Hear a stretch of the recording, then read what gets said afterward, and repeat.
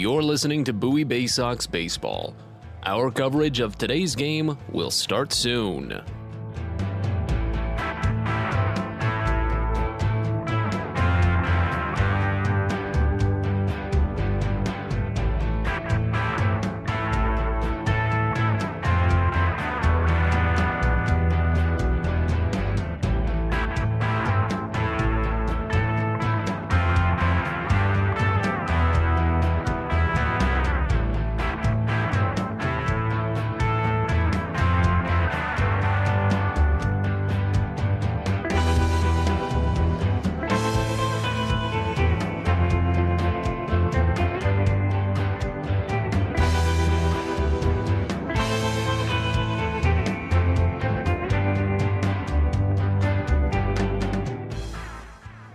You're listening to Bowie Baysox Baseball.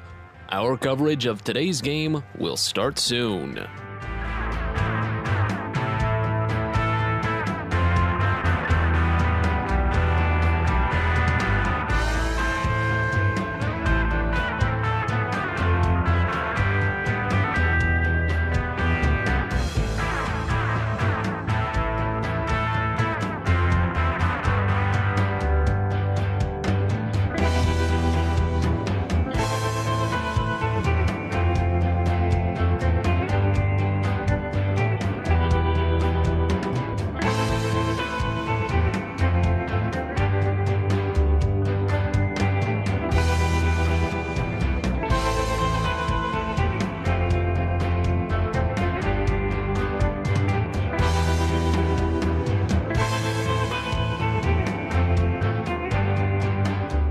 You're listening to Bowie Baysox Baseball. Our coverage of today's game will start soon.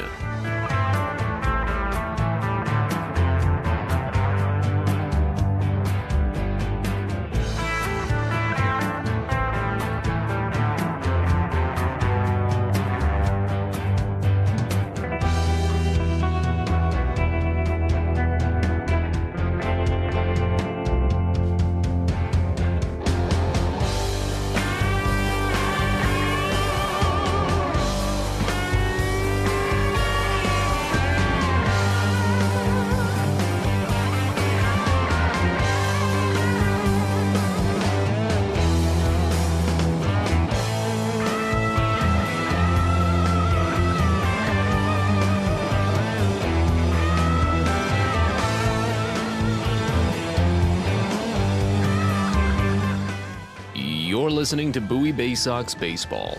Our coverage of today's game will start soon.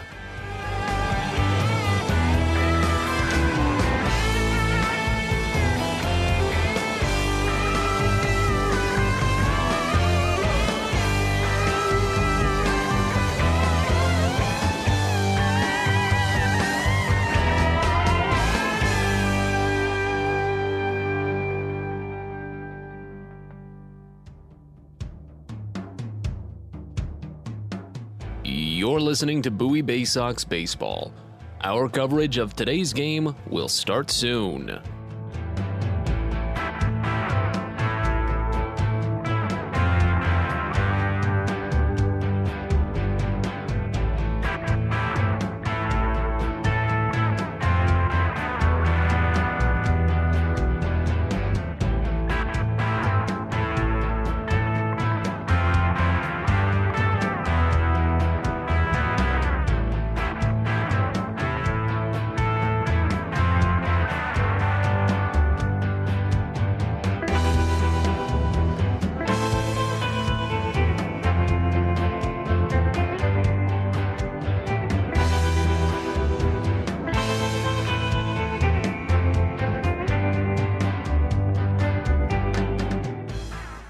You're listening to Bowie Baysox Baseball. Our coverage of today's game will start soon.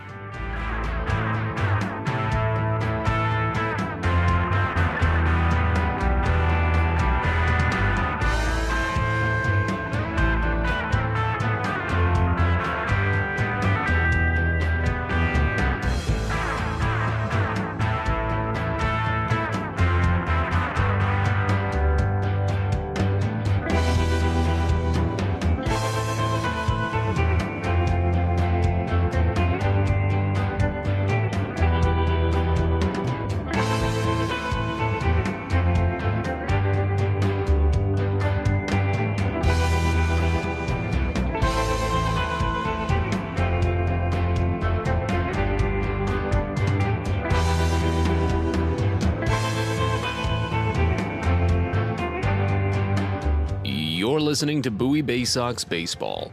Our coverage of today's game will start soon.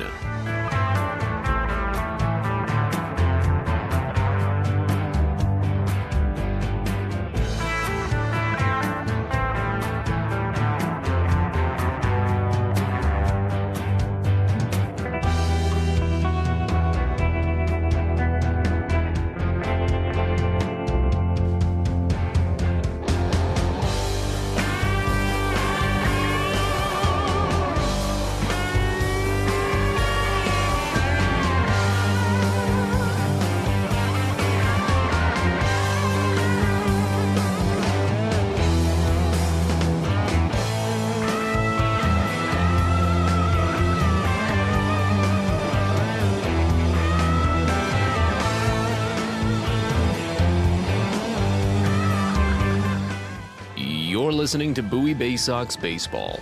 Our coverage of today's game will start soon.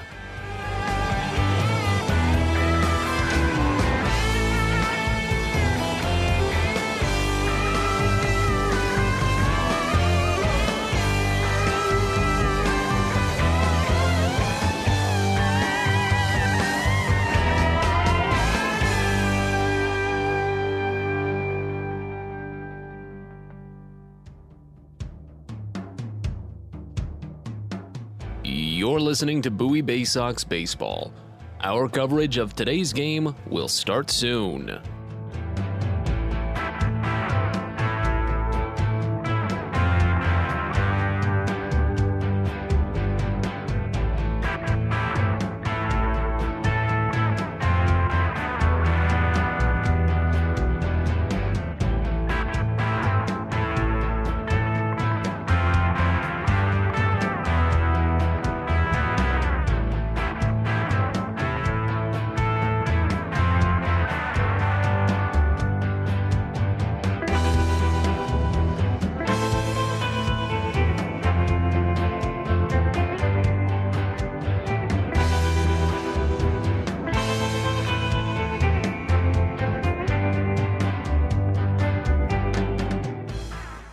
You're listening to Bowie Baysox Baseball. Our coverage of today's game will start soon.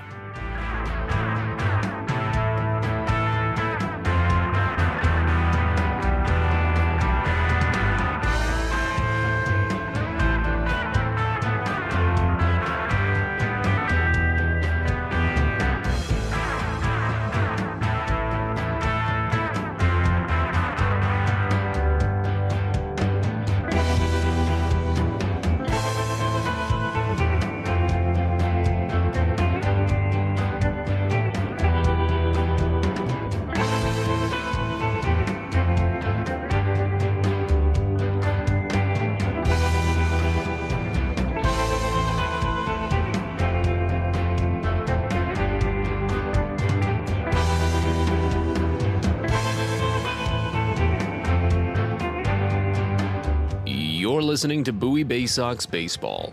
Our coverage of today's game will start soon.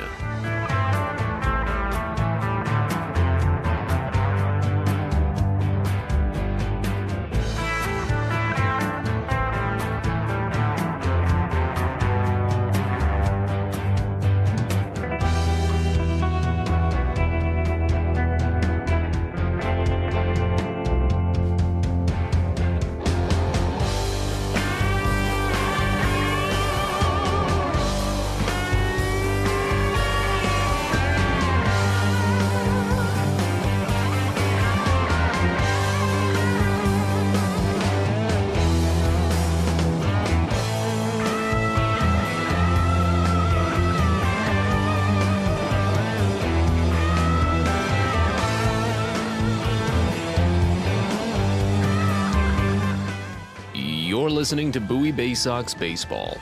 Our coverage of today's game will start soon.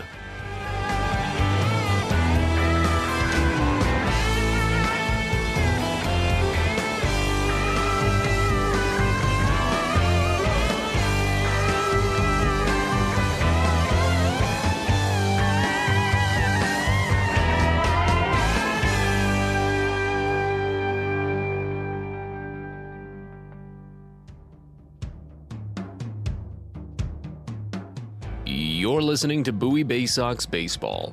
Our coverage of today's game will start soon.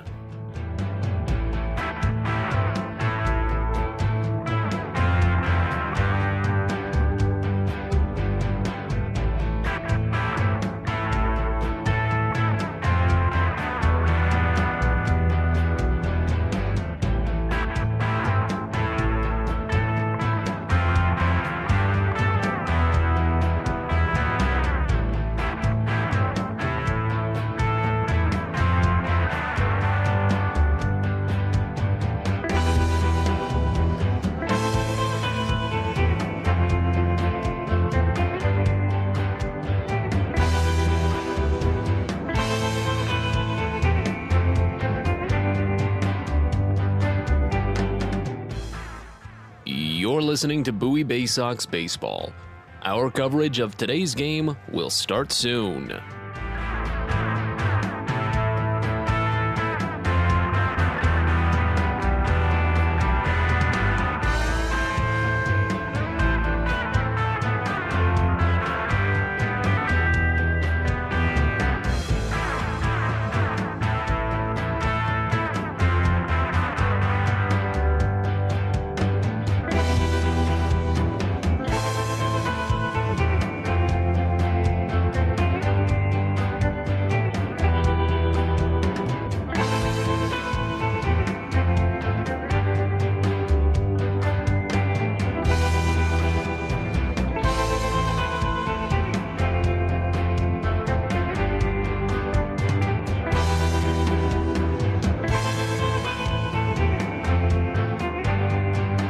You're listening to Bowie Baysox Baseball. Our coverage of today's game will start soon.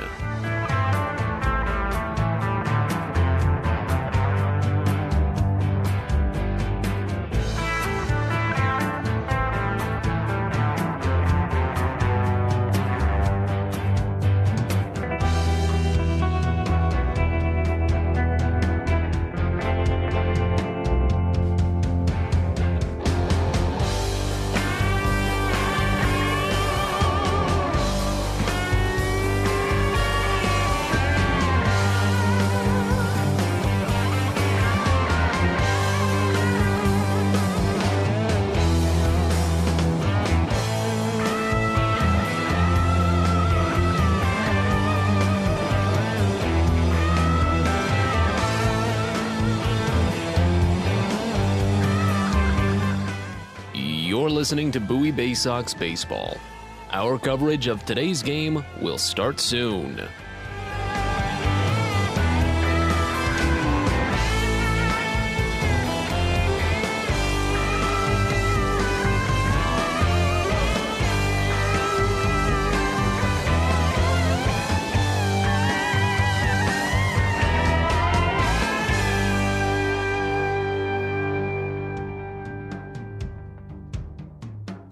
You're listening to Bowie Baysox Baseball. Our coverage of today's game will start soon.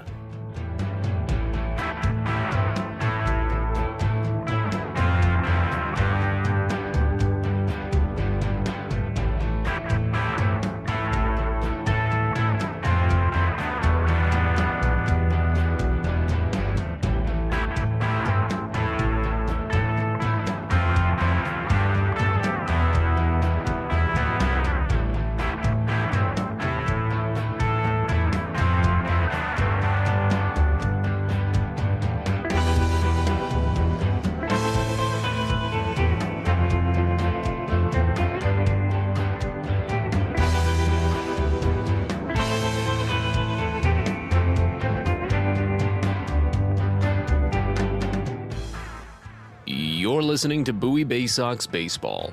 Our coverage of today's game will start soon.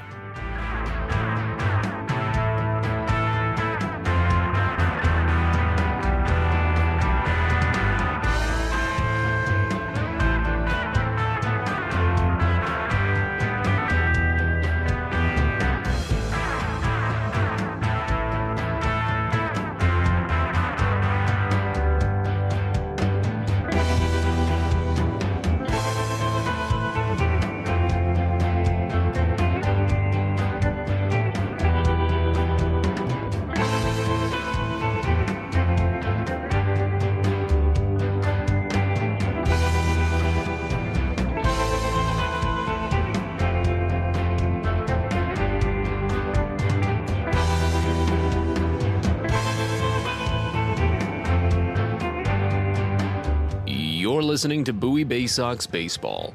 Our coverage of today's game will start soon.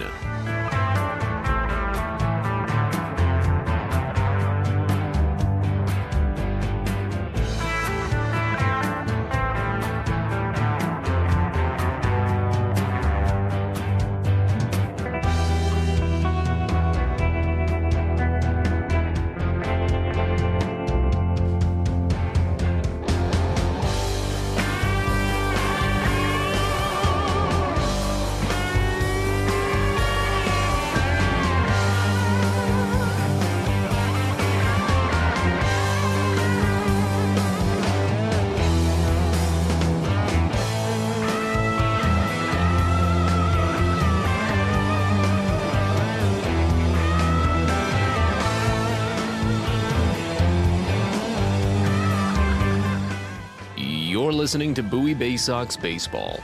Our coverage of today's game will start soon.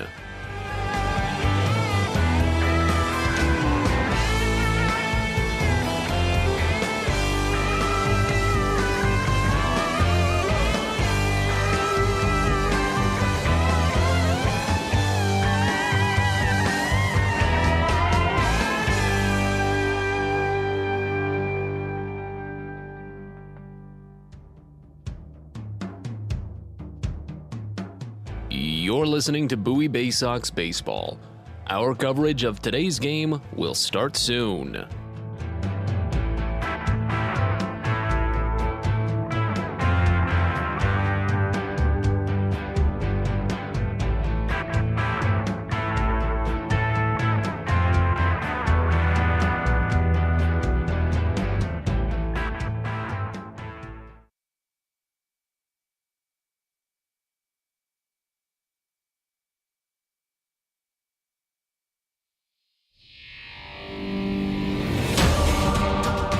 Welcome to Bowie Baysox Baseball.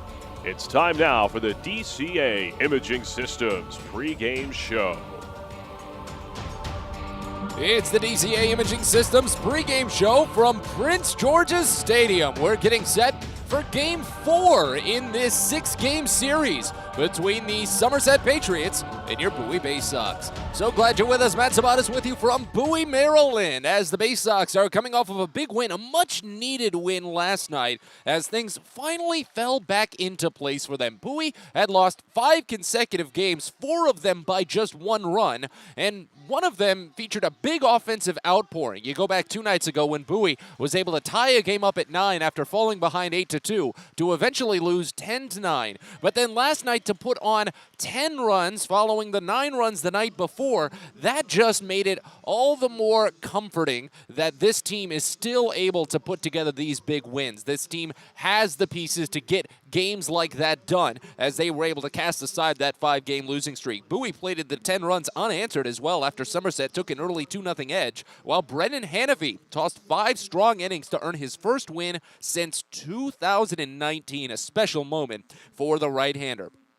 Bowie was able to quickly tie the game up thanks to John Rhodes, who had a 2 RBI double, and then a couple of big blasts, a 3-run home run by Colton Kauser in the 6th inning, and then a 2-run blast by Conor Norby in the 8th inning. It was each of the Sluggers' 9th of the season. So Bowie will have an opportunity to make it 2 in a row today and a chance to hopefully even the series with Somerset, as the Patriots do have an opportunity over the remainder of this set to win the overall season series against Bowie. 2 teams will only play 12 times this year, and they have already played 9 times. Bowie trails in the season series 3-6, so if Somerset wins any of these final 3 games, then they will have won the season series by a bare minimum. But Bowie does have a bit of a boost coming into today. The Double-A debut of Cade Povich. We'll talk about him in just a little bit. But first, before we get you the numbers, let's update you on some of the roster moves from these 2 teams. Somerset has made a couple of changes. They've added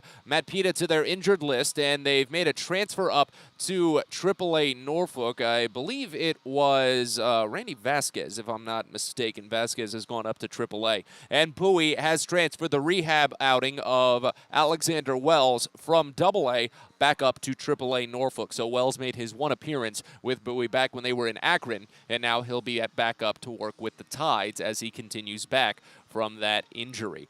As we get set with the numbers for today's game, Somerset comes in for game number 111 on the season, a 68-42 record, a one-game losing streak for the Patriots, but they're still 7-3 over their last 10, 31-22 when playing on the road. Bowie comes in for game number 112 on the year, a 54-57 mark, a one-game winning streak. Bowie, inversely, is 3-7 over their last 10. They're still 29-25, however, when playing in front of the home crowds here at Prince George's Stadium, and it's looking to be a very good home crowd. Good seats still available, but expecting a good turnout on what's to be celebrated as the Baytoberfest celebration, celebrating just Maryland pride in general with a Maryland flag hat giveaway and a special beer package for some of the fans that were able to purchase ahead. Bowie comes in with a 27-15 record in the second half. That is second place in the Southwest Division. They are 2 games out of first place behind the Erie Seawolves, while Akron and Altoona are both tied for third, trailing Bowie by 5 games. So Akron and Altoona are 7 games out of first place. Erie still leads the Southwest Division. While Somerset is 24-17 in the second half this season, they are 1 half game out of first place. The Portland Sea Dogs lead the Northeast Division, but Somerset is not concerned with their standings as they won the first half. They already have a ticket to the postseason. Your starting pitching matchup for today's game sees Matt Sauer go for Somerset, while Cade Povich will get the ball for Bowie. Sauer is just making his second start in Double-A, and he really hopes to have a better encore than his debut. It was a career worst kind of day for Sauer, in which he allowed 9 runs to Hartford, including 4 runs in each of the first 2 innings. He was able to get into the 5th, but the damage was, of course, already done. Now, Sauer has actually fallen out of the Yankees' top 30 prospect lists following a 2021 that didn't go so well. It saw him sport a 5.20 ERA in 8 starts with high A. But it was a season that had followed, of course, the lost 2020 season, but more importantly, it was a season that had followed a Tommy John surgery. Sauer tore his UCL after just 2 starts in 2019 with high A, and he wasn't able to get back onto the field until 2021. So, of course, that really hampered his development, and it was what kind of dropped him off of those prospect lists. But he did put together more serviceable starts with more depth at high A this season, and it's been pretty critical. 6th inning work in 7 of his starts with high A this year. He's been able to go pretty far into games. He's been a fly ball pitcher that sports a fastball, a slider, and a changeup, and he did give up a home run in his Double-A debut. Of course, Bowie is a much more hitter-friendly park, too, so maybe the Baysox can tag him for a couple, as Bowie will be going with the heavy hitters at the top of the lineup again today. It worked well to have Colton Kauser bat leadoff yesterday. He will be batting leadoff again today as Bowie sticks with this current run. As Cade Povich will get the start for the Baysox this afternoon for his Double-A debut. Povich traded over from the Twins in the Jorge Lopez deal, as he was one of the headliners of that deal return. Baltimore, I should say specifically, did actually get a total of 4 pitchers in return for Jorge Lopez and some cash sent to Minnesota. But Povich was the highest in terms of level and in terms of rank on those prospect lists. He's ranked as the number 29 Orioles prospect by the time he was acquired by Baltimore, according to Baseball America. His first 2 starts with high A Aberdeen as a member of the Orioles organization went about as good as you could have asked. Povich tossed a combined 12 innings, did not allow a run, only allowed 4 hits, only walked 2 batters, and struck out 15 batters overall. In his Orioles organizational debut with high A Aberdeen, Povich took a perfect game into the 5th inning, and he took a no-hitter into the 6th inning. He's got a lot of high upside for Bowie today with a 4-seam fastball and a sweepy slider. Sweepy has definitely been the go-to term when it comes to discussing those things from the pitching jargon, but fortunately Povich has been able to back it up. He's also got a curveball and a changeup to go with it as he looks to follow up on what's been a week of debuts for Bowie. Povich will hope to learn the lesson that Chase McDermott learned on Wednesday that maybe the batters don't swing at those breaking pitches as often. Let's see if Povich can attack it a little bit harder than McDermott did earlier this week. As Bowie and Somerset prepare to go toe-to-toe here in Game 4 of this 6-game tilt, we'll break. When we return, we've got Shelton Perkins, our guest next, as we continue with the DCA Imaging Systems pregame show. We're back after this. You're listening to Baysox Baseball. Everyone deserves a great smile, and Rad Orthodontics is here to help you, Bowie Baysox fans. Rad Orthodontics accepts most insurance, and whether it's braces or Invisalign aligners, anyone can get the smile they've always wanted with our flexible payment options. With 2 of the country's leading orthodontists right here in the DC area, we love to see Baysox fans smile with confidence. So get that amazing smile you deserve. Visit radsmile.com today and book your free consult. That's radsmile.com for Rad Orthodontics, official smile provider of the Bowie Baysox. There's plenty going on at the ballpark on Saturday, August 27th. Bowie will be hosting a special tribute to Negro League Baseball, as well as an exhibit presented by the Josh Gibson Foundation with special artifacts from the Hall of Famer's career, as well as the Baysox huge Touch a Truck event featuring dozens of construction, excavation, emergency vehicles, and trucks for all fans to enjoy and interact with exhibits as well. It begins at 4:30 and is going to run till 6:30 ahead of the 6:35 game. It's all presented by Miss Utility and comes your way on a busy Saturday, August 27th, so get your tickets at baysox.com. From sprains to stitches, sore throats to stomach aches, and pulled muscles to poison ivy, care is around the corner at Patient First. Walk in to see a doctor from 8 a.m. to 10 p.m. every day of the year. X-rays, lab tests, and prescription drugs are on site, and most major insurance plans are accepted. For routine illnesses and injuries, Patient First is here for you. Patient First, the name fits. Patient First, proud partner of the Bowie Baysox, open 8 a.m. to 10 p.m. every day.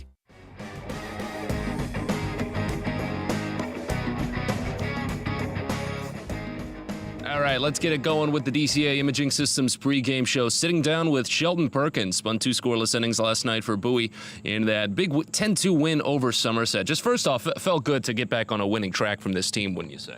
Absolutely. We got off to a good start and kind of ran into a buzzsaw down in Akron. So we're looking to get back to our winning ways here at home. Yeah. Slider was really on point for you yesterday. Picked up a handful of strikeouts, had batters just looking silly, waving at pitches in the other batter's box there. Yeah, I had my good stuff yesterday, and I just know that if I kind of get it in the zone, I can be a real problem. Yeah. So that's what I'm focusing on. Yeah. You've been talking a little bit more about your fastball the last few days, and again, I'm not the most keen eye when it comes to watching it, but I feel like I've been seeing it a little bit more. Has it been showing up a little more often lately? Yes. I have been throwing it a little bit more, just kind of trying to get people off of the slider. I know, at this point in time in the year, scout reports out. I know guys, come to the plate looking for a slider. And, still it's tough to hit sometimes when you're still looking for it. But, if I make a mistake, they can really do damage on it. Yeah. So I've really, try to, get ahead with fastballs and then go to, my put-away stuff. Now, a lot of the message I've got, a lot of the thoughts I've gotten from talking with other guys in the bullpen is that you guys really like to keep a keen eye on what everyone else is doing and how they're performing on the mound and what they might be able to pick up from their perch up there above the field, about 3 feet above from the stand there. Have you been noticing anybody improving on their sliders lately too? I feel like Tyler Birch has made a lot of good strides with his slider the last few weeks. And there's so many guys. Tyler Birch, like you said, he's doing a fantastic job now. And not to say he wasn't doing it earlier in the year, but I feel like his locations to where he's missing at now is just, very spot on. Conor Norby, Griffin McLarty, all those guys. We got a bunch of guys down there throwing the ball well. Hector Perez, Jensen Elliott. So I think we're starting to find our stride here a little bit. Yeah. As we continue on with Shelton Perkins here on the DCA Imaging Systems pregame show, the usual question, what do you want to see next from yourself? Is there anything that you're slowly working on, anything that you want to maybe try a little bit more when it comes to your next appearance? I'm focusing on limiting the walks right now. Yeah. They've been a little bit up for me this year, and I've never been, a wild pitcher or anything like that. So I think just right now, just focusing on being in the zone. Whatever happens, happens. But you can't give away free passes, and then you have a wild pitch and then a base hit, and that's a run, So just getting ahead of guys, putting guys away with 2 strikes, but ultimately just limiting the walks. What was it like from your perspective, or at least maybe the feeling in the clubhouse afterwards, for Brennan Hanafy to finally pick up that long-awaited win? First time he'd picked up a win since 2019 following 2020 and then the Tommy John surgery. It's awesome. He's a fantastic guy. One of my favorite teammates on this team. He goes at the beat of his own drum. He's never in a rush to do anything. Yeah. And I think that's kind of been a blessing for him, because, some guys can get antsy and have a little bit of anxiety, being out for Tommy John and then the COVID year. So, it's been 2 years, but just the fact that he, has stayed nose to the grind, he's fantastic, man. I've known him for years. I actually hosted him on his official visit at East Carolina, and then I moved and transferred to James Madison, where he's from. Yeah. So, I've known him for a while, and he's a fantastic guy. I'm just happy for him. That's really awesome to hear, man. And then we were talking a little bit before this interview. You said your family's coming in town today. It's been the first time that your grandparents have got to see you pitch today. Do you think that helped a little bit for the motivation to go out and just wreck things last night? For sure. I was hoping they would be able to see me pitch this weekend, so hopefully I can come back maybe Sunday. But yeah, they watch every game. They listen to you on calling the game. Gosh, I'm sorry. No, my grandpa, I'm telling you, he loves it, because me coming from Aberdeen last year, they didn't have an announcer, and he would call me after every game and just throw a fit.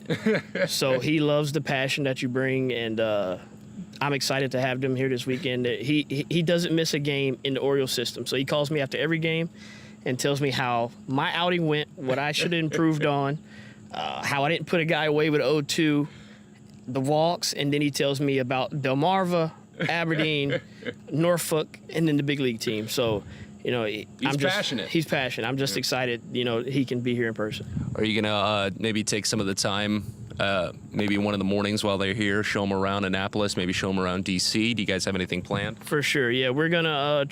We love eating seafood. Oh, you got crab on the mind. Yeah, already. we got crab on the mind. And everybody says you can't come to Maryland without having crab cakes. I mean, yeah. So we're gonna test out a lot of seafood this weekend. I guarantee you that. Yeah, well, maybe we can get a rating, just a tier list at the end of the weekend. Perk, thank you so much for the time. I appreciate it. For sure. That's Sheldon Perkins here on the DCA Imaging Systems pregame show. We'll step aside. Be back in a bit. You're listening to Baysox Baseball. Are you interested in beginning or expanding on a career in the pipe fitting, pipe welding, or HVAC service industry? Are you interested in a career path that will set you up for life without experiencing any college debt? If you are interested in these things and you live in the DC area, the Steamfitters UA Local 602 Apprenticeship Program is the best choice for you. For more information about our apprenticeship program and how to apply, please visit steamfitters-602.org. That's steamfitters-602.org. Pest Now is proud to partner with the Bowie Baysox and provide their pest control services. For all your residential and commercial pest control needs, call Pest Now. For general pest control, termite control, mosquito control, and all other pest control services, call Pest Now. You can reach us at 301-231-8300 or visit us online at www.pestnow.com.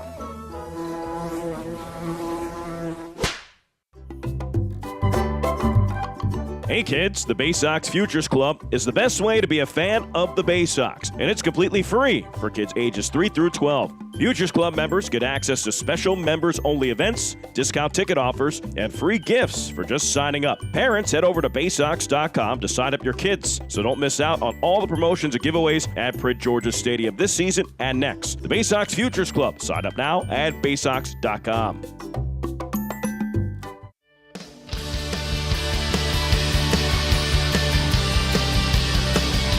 Well, we're back to Prince George's Stadium one final time here on the DCA Imaging Systems pregame show, getting set for Bowie and Somerset, Game 4 of a 6-game series.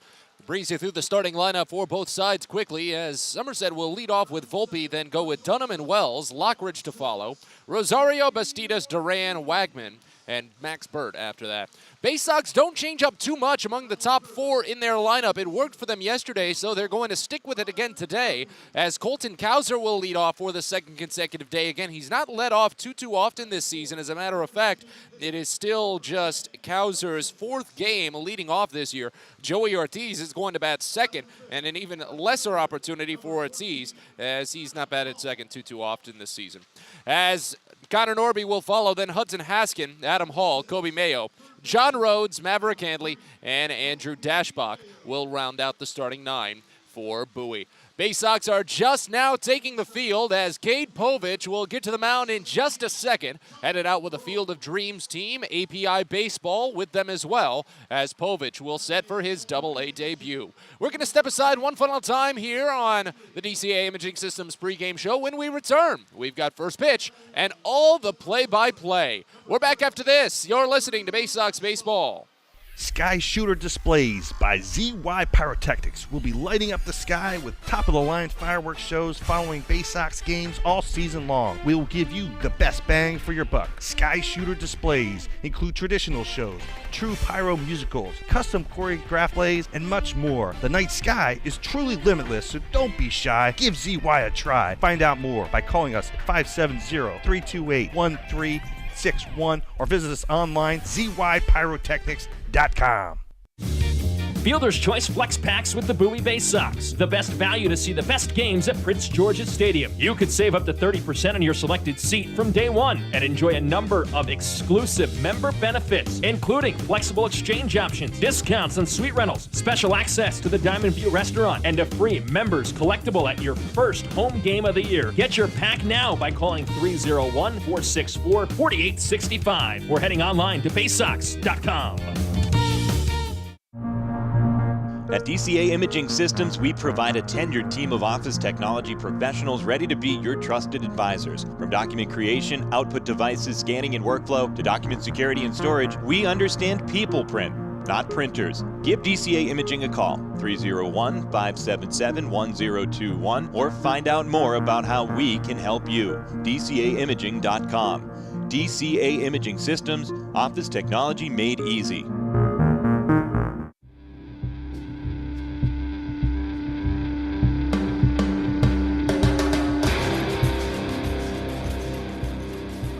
It's time for Bowie Baysox Baseball. The Baysox are the Double-A affiliate of the Baltimore Orioles. Coverage of the 2022 Bowie Baysox season is brought to you by Chesapeake Employers Insurance, DCA Imaging Systems, On the Green, Patient First, Royal Farms, Smile Doctors, and ZY Pyrotechnics. And now, live from the ballpark, it's time for Bowie Baysox Baseball. We're ready to go from Prince George's Stadium. It's Game 4 of this 6-game series between the Somerset Patriots and your Bowie Baysox. So glad you're with us. Matt Sabatis with you from the ballpark in Bowie. And as Cade Povich warms on the mound for the Baysox, the starting lineup for the Patriots that he'll face looks like this. Leading off, you've got the shortstop, Anthony Volpe, followed by Elijah Dunham in left field, batting second.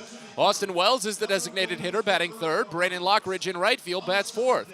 Jason Rosario is in center field, batting fifth. Jesus Bastidas at second base, bats sixth. Rodolfo Duran is the catcher, batting seventh. Eric Wagman at first base, bats eighth. And Max Burt at third base will bat ninth.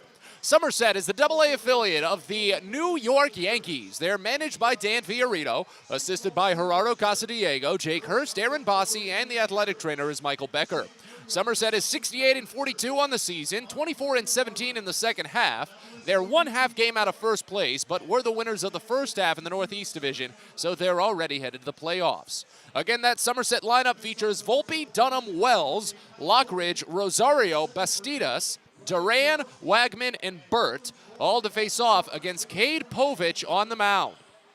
Prince George's Stadium, 309 feet down the line to both left and right field, 405 feet to straightaway center on a cloudy, gustless day here at the ballpark. Bowie trying to pick up their second consecutive win after putting together a 10-2 W last night.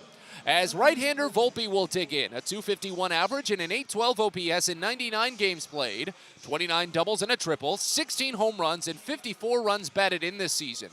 Povich stands behind the mound and looks directly out to the American flag in center field, takes a deep sigh, and climbs the hill for his Double-A debut. He foots the rubber a left-hander on the third base side. He holds set, turns and fires the first pitch. It's a fastball, misses up and away, and we're underway at 7:07 p.m. on a 79-degree, partly cloudy day here in Bowie, Maryland. The 1-0 pitch set to come home to Volpe. Povich winds and sends it as it's a nice curveball. Finds its way into the zone for a called strike. Run the count even at a ball and a strike here. Volpe picked up a double in the third inning yesterday. Opened up that frame when Bowie was currently tied at 2 as the 1-1 pitch is called for a strike. Fastball dots the outside edge of the zone. Runs the count to a ball and 2 strikes.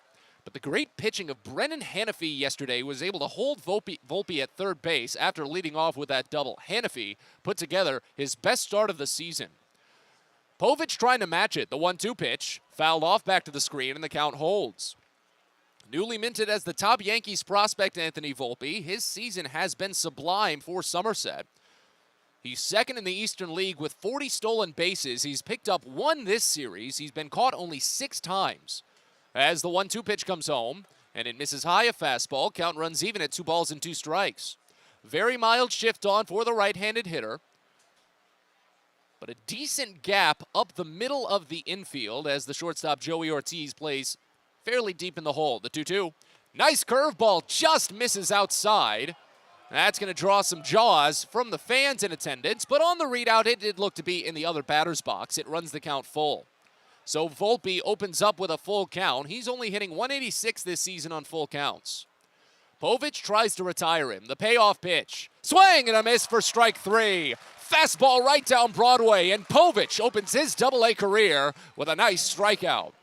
Rest of the defense around Povich. From left to right in the outfield, you've got Adam Hall, Colton Kauser, and John Rhodes. Kobe Mayo is at third base. Joey Ortiz is the shortstop. Conor Norby is at second base, and Andrew Dashbach is at first. Maverick Handley catches behind the plate for Cade Povich on the mound. As the left-hander Elijah Dunham steps up, .264 average and an .832 OPS in 89 games. First pitch, called a strike. Fastball at 94, dots the outside edge. It's 0-1. 20 doubles and 3 triples for Dunham this year. 15 homers, 53 runs batted in. As third base was playing in on the first pitch, but now Cesar Prieto is back, or Kobe Mayo rather. The next pitch is swung on and missed high. It's 0-2. So used to Cesar Prieto as the full-time third baseman, but Mayo needs his reps in there as well. Prieto is getting a much-needed day off. Quickly 0-2 on Dunham as Povich looks for his second punch-out. The pitch. Check swing. Curveball misses down and away. In appeal, he held off, and the count goes to a ball and 2 strikes. Cade Povich, a 6'3", 185-pound, 22-year-old left-hander born in Reno, Nevada. He was traded over from Minnesota at the deadline just a couple of weeks ago. As he fires the 1-2, check swing outside. Changeup runs the count even at 2 balls and 2 strikes. That was the Jorge Lopez deal. The Twins received Baltimore's closer, Jorge Lopez, and cash considerations in exchange for 4 minor league arms. Povich has been the most tenured of the 4. The 2-2. Bouncing ball over to the right side. Picked by a well-shaded Conor Norby at second base, and he sends to first in time, a 4-3 putout.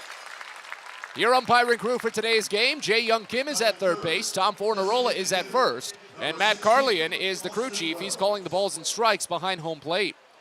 As Austin Wells steps in, another left-hander, .252 average and a .758 OPS in 31 games played, 5 doubles, no triples, 5 homers, 15 runs batted in. As Povich holds waist high, ready to wind, and here it comes. Fastball just misses a bit outside, and it's 1-0 to start. Povich, making his Double-A debut, is in his 3rd start as an Orioles farmhand since the trade. He made 2 starts with High A Aberdeen, the 1-0 pitch. Nice curveball, called for strike. Just maybe a bit under the knees, but take what you can get as the count runs even at 1. Povich's starts with Aberdeen were as good as you could ask for. 12 consecutive scoreless innings. The 1-1 pitch. Breaking ball lifted high and deep to left, but this one should stay in as Adam Hall reads it the whole way, turns on the Jets at the last second, and makes the catch, ranging up to the corner. It's a perfect first inning for Cade Povich in his Double-A debut, and it features his first Double-A strikeout. We're on to the bottom of the first here in Bowie. Somerset nothing. Baysox coming on up. You're listening to Baysox Baseball. At Luminous Health, we want you to feel your best. This summer, take the time to catch up on your annual health screenings. Visit us at our Anne Arundel Medical Center, Doctors Community Medical Center, or one of our primary care offices in your neighborhood. At Luminous Health, you are the MVP. Learn more at luminoushealth.org. When your commercial plumbing project calls for a job done safely and on time, then your job calls for the plumbers of Local 5 Washington, D.C. Local 5 will always deliver the most skilled and well-trained plumbing craftsmen in the DMV. If you're a contractor who needs safe jobs done well, you need the plumbers of Local 5 Washington, D.C. Start your partnership with them today. Visit local5plumbers.org. That's local5plumbers.org.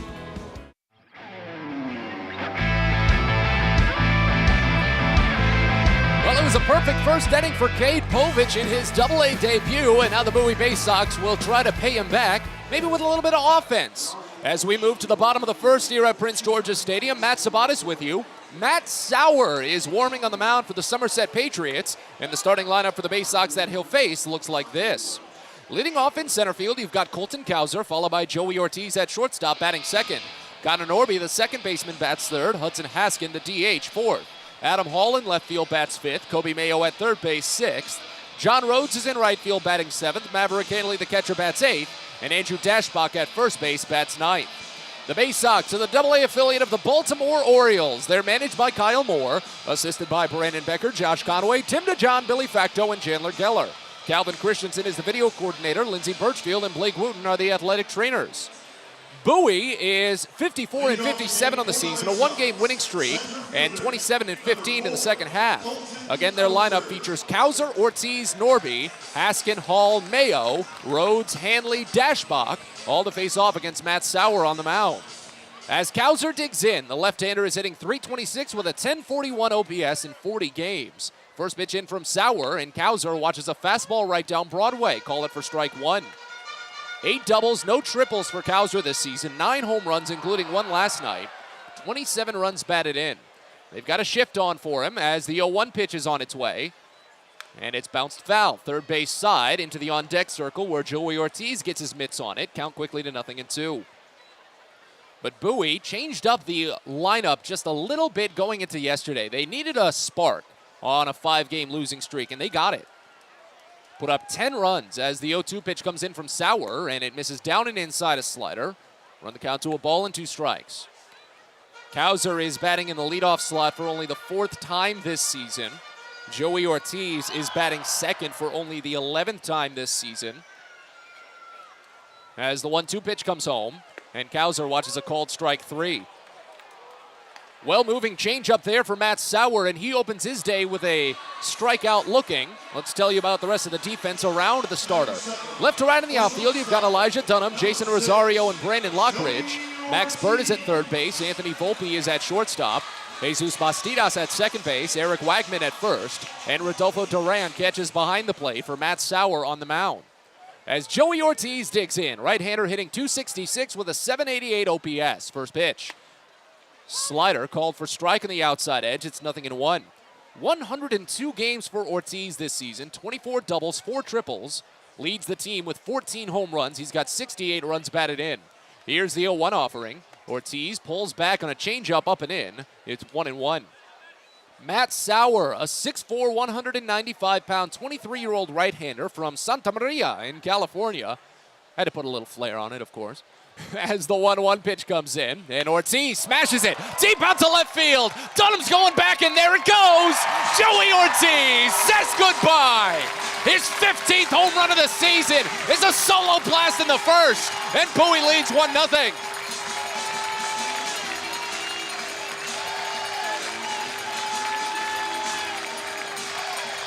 That's his third this series. 105 miles an hour at 408 feet from home.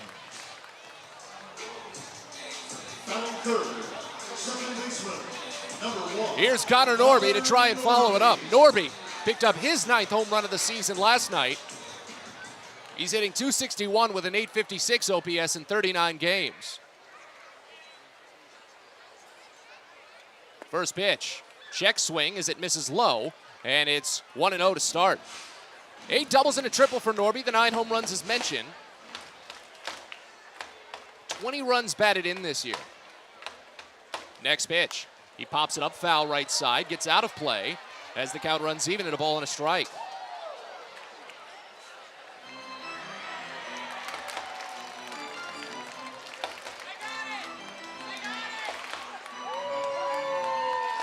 Already a good turnout today. A couple of seats still available, but they're filling fast as the 1-1 is knuckled foul right side, gets out of play, runs the count to a ball and 2 strikes as Norby falls behind.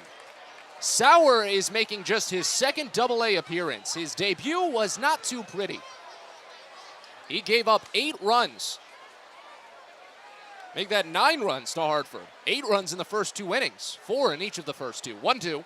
Norby pulls back on an inside fastball. That one barely missed his arm. Might have flicked a couple of arm hairs, but it runs the count even at 2. Sauer did not have a pretty first outing. And Bowie is already off and running here in his second Double-A appearance. As the 2-2 pitch to Norby is poked foul, third base side, count holds. But Sauer has had a funky run, and you almost feel for the guy considering the timing that he's gone on in the Yankees organization. He had to get Tommy John surgery in 2019 after just 2 starts. And of course, didn't get to pitch in 2020 when he was originally able to. The 2-2 pitch is a slider that misses well outside. Count runs full here on Norby. Sauer only worked 1 count full against Hartford in his Double-A debut. He walked that batter. He walked 3 batters and struck out 3 in his debut, gave up 1 home run. As he fires the payoff here to Norby, and it swung on and bounced hard but foul. Third base side, count stays. Bases empty, 1 away here in the bottom of the first inning. Bowie already ahead 1-0. As the Baysox are trying to at least run it up a little early on Norby, if not by score, by pitch count. This next will be his 15th offering. He delivers to Norby, and it's called strike 3 on the upper outside corner. That fastball definitely looked like it was going to carry a little bit more, but it just hit the corner. Again, fans can get a little antsy, but that seemed to be the proper call. So 2 punch-outs for Sauer here, both of them called, and now here's Hudson Haskin. Bowie is in their all-white home uniforms today. White pants as well, and the black Baysox cursive on the front side, white cap. As the first pitch into Haskin is fouled off, in on the hands and back to the screen. It's 0-1. Somerset has been sticking with their road blues all week. Gray pants, white Somerset on a curve on the front side, and the blue cap, red brim. Haskin batting .275 this season, an .850 OPS in 88 games, 20 doubles, 3 triples, 13 home runs, 48 runs batted in. He had a great day at the plate yesterday. As the 0-1 pitch comes home, and Haskin swings through a fastball, a little bit up and in, and then runs the count to 0-2. It was a 3-hit day for Hudson, and he was a perfect 3 for 3. Got on base 4 times thanks to a hit by pitch, collected 2 RBI thanks to a sacrifice fly. And that hit by pitch was actually a bit scary, so glad to see that it didn't affect Haskin at all, and he's back in the lineup today. As the 0-2 from Sauer comes in, and it's swung on and belted to short, but right at Anthony Volpe. Hard looping liner, but Haskin ends up in a line out, and the inning is over. But Bowie's on the board. 1 out home run by Joey Ortiz, a solo blast for his team leading 15th of the season. As we're on to the second, Bowie leads 1-0. You're listening to Baysox Baseball. Well, it's the night that all Orioles fans should have circled on their calendar. Sunday, August 21st, when the Baysox celebrate Birdland. We know you're already loud and proud at Prince George's Stadium, but you don't want to miss this game, as the Baysox will be giving away special mystery autographed items from the 2022 team. The first 750 fans ages 3 and up will receive a mystery autographed item, so be sure to get your tickets fast. Sunday, August 21st, the Birdland celebration. Go to Baysox.com. If you own or operate a building or facility or if you're a general contractor that is located or operates in the D.C. area, there is no doubt that it is important for you to have the best trained and most qualified people working for you. Members of Steamfitters UA Local 602 provide the highest level of HVAC, mechanical, and specialty piping services to the various customers we serve. For more information about the services we provide and for a list of companies you can hire, please visit steamfitters-602.org. Baseball is a game of specialists. Base stealers, closers, cleanup hitters. Together, they help their team stand out from the rest. Specialists also help set Chesapeake Employers Insurance apart from other workers' compensation insurance companies. Our health services team includes orthopedic surgeons, nurse case managers, a physical therapist, and more, all to get your employee back to work, contain costs, and keep premiums down. That's teamwork. To learn more, connect with your agent or visit Chesapeake Employers at CEIWC.com.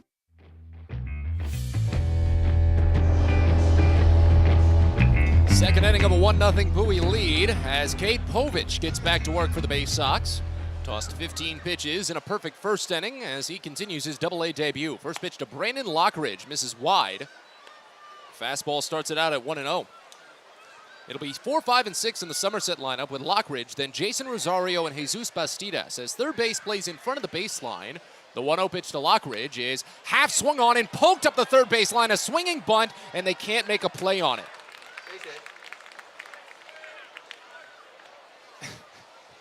The happenstance of playing in on the baseline for a potential bunt attempt. The batter checks his swing and still lays down what probably is better than any bunt attempt he could have done. Lockridge picks up the base hit. That's the fun part about baseball sometimes. He's got hits in back-to-back games and the first base runner against Povich. Here's Jason Rosario, first pitch called a strike. Slider hits the outside edge for 0-1. 258 average and a 797 OPS for Rosario this season. 85 games, 17 doubles, 4 triples, 8 homers, 35 runs batted in. Here's the 0-1. Right down Broadway, a fastball, gone for strike 2. Lockridge does have some wheels. Not too comparable to some of the speedsters on this Somerset team, but 14 steals and 18 attempts, but with a lefty, of course, that lead is truncated. The 0-2 is popped foul on a curveball outside. Gets out of play, and the count stays at 0-2. Again, a great turnout this evening here at Prince George's Stadium. It's celebrating the Maryland Bates Oberfest. They've been celebrating all things Chesapeake. The Maryland flag hat giveaway as well, and a beer stein. The 0-2 pitch. Swing and a miss for strike 3. High fastball. Second punch out for Cade Povich, and boy, he is running when it comes to working around the zone. Very fun to see out of the gate. His curveball has been hitting the edges. His slider is definitely working a little bit outside, but can pick up that swing and miss, you know, when it comes. As Bastidas digs in, a 257 average. First a pickoff throw. Goes back to first base, but doesn't elicit a tag. We'll wait on the first. 795 OPS for Bastidas with 88 games played. 16 doubles and a triple, 14 homers, 46 runs batted in. He had a home run last night. Here's the first. Check swing, misses up and away. Catcher asks for an appeal. He didn't go. Pitch was just outside, and the count starts out at 1-0. Yeah, Bastidas had a solo home run to lead off the second inning last night, and that was the last run for Somerset. It put them ahead 2-0. Here's the 1-0. Poked foul right side out of play. Count evens. Bowie was able to put on 10 consecutive runs following that top of the second inning. Started with John Rhodes punching in 2 with a double in the bottom of the second, and then really capitalized on a pair of home runs. A 3-run shot by Colton Kauser and a 2-run mash by Conor Norby. As Bowie leads 1-0 here, the 1-1 is fouled off third base side. It's in front of the Somerset dugout, and it runs the count to a ball and 2 strikes now.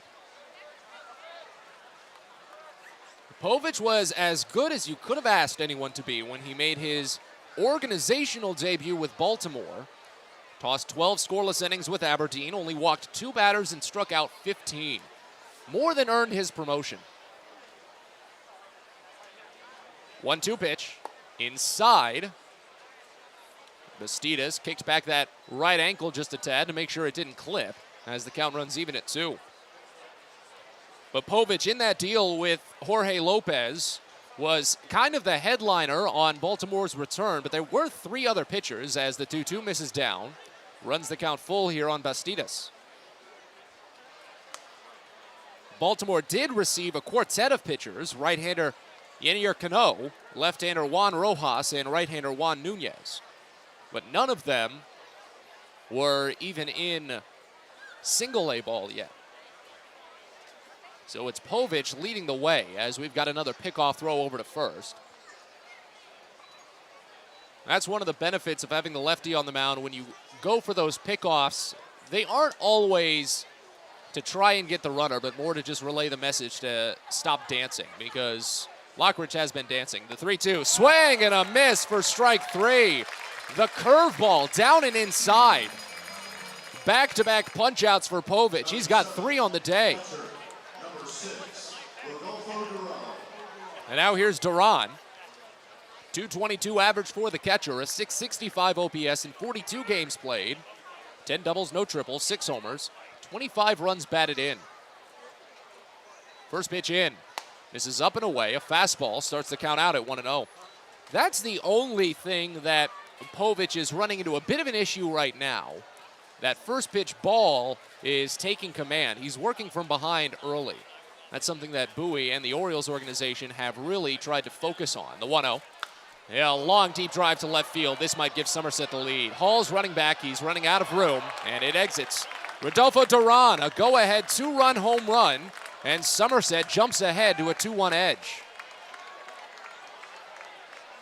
A 7th of the season for Duran.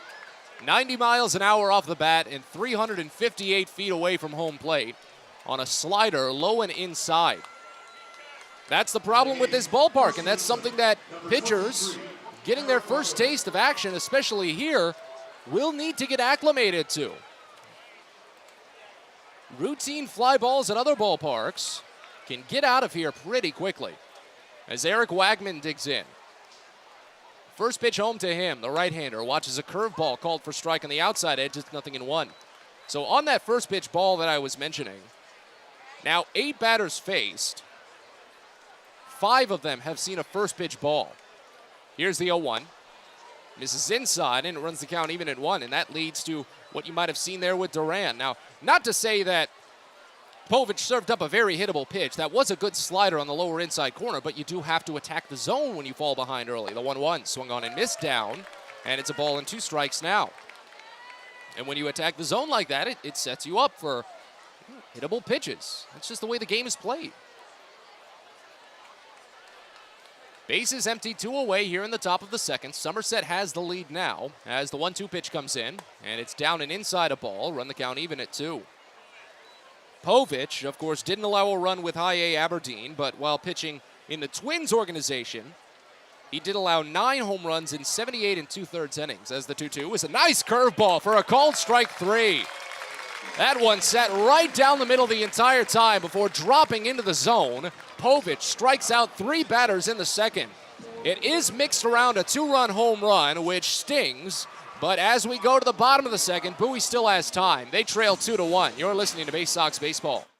Sky Shooter Displays by ZY Pyrotechnics will be lighting up the sky with top-of-the-line fireworks shows following Baysox games all season long. We will give you the best bang for your buck. Sky Shooter Displays include traditional shows, true pyro musicals, custom choreographed plays, and much more. The night sky is truly limitless, so don't be shy. Give ZY a try. Find out more by calling us at 570-328-1361 or visit us online, zypyrotechnics.com.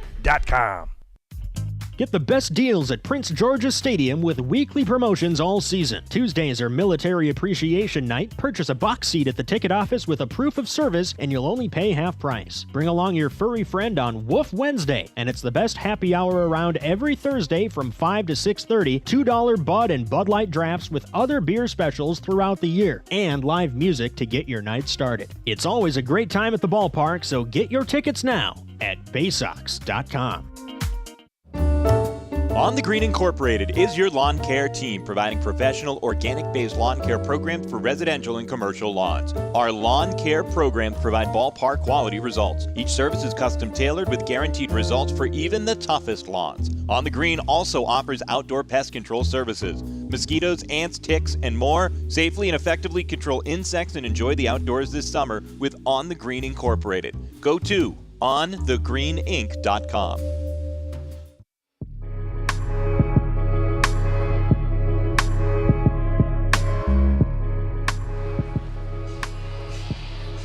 Bottom of the second inning here in Bowie as the Baysox now have to work from behind. 2 home runs to open the stanza. A solo blast by Joey Ortiz in the first, and a go-ahead 2-run home run by Rodolfo Duran in the second. As Adam Hall will lead off, Matt Sauer continues to work, and the first pitch is a cracked bat, hits off of the pitcher as the ball rose to second. It's picked up by Bastidas and sent to first in time. That bat hit off of Sauer's back as he turned around and tried to backhand the ball coming in his direction.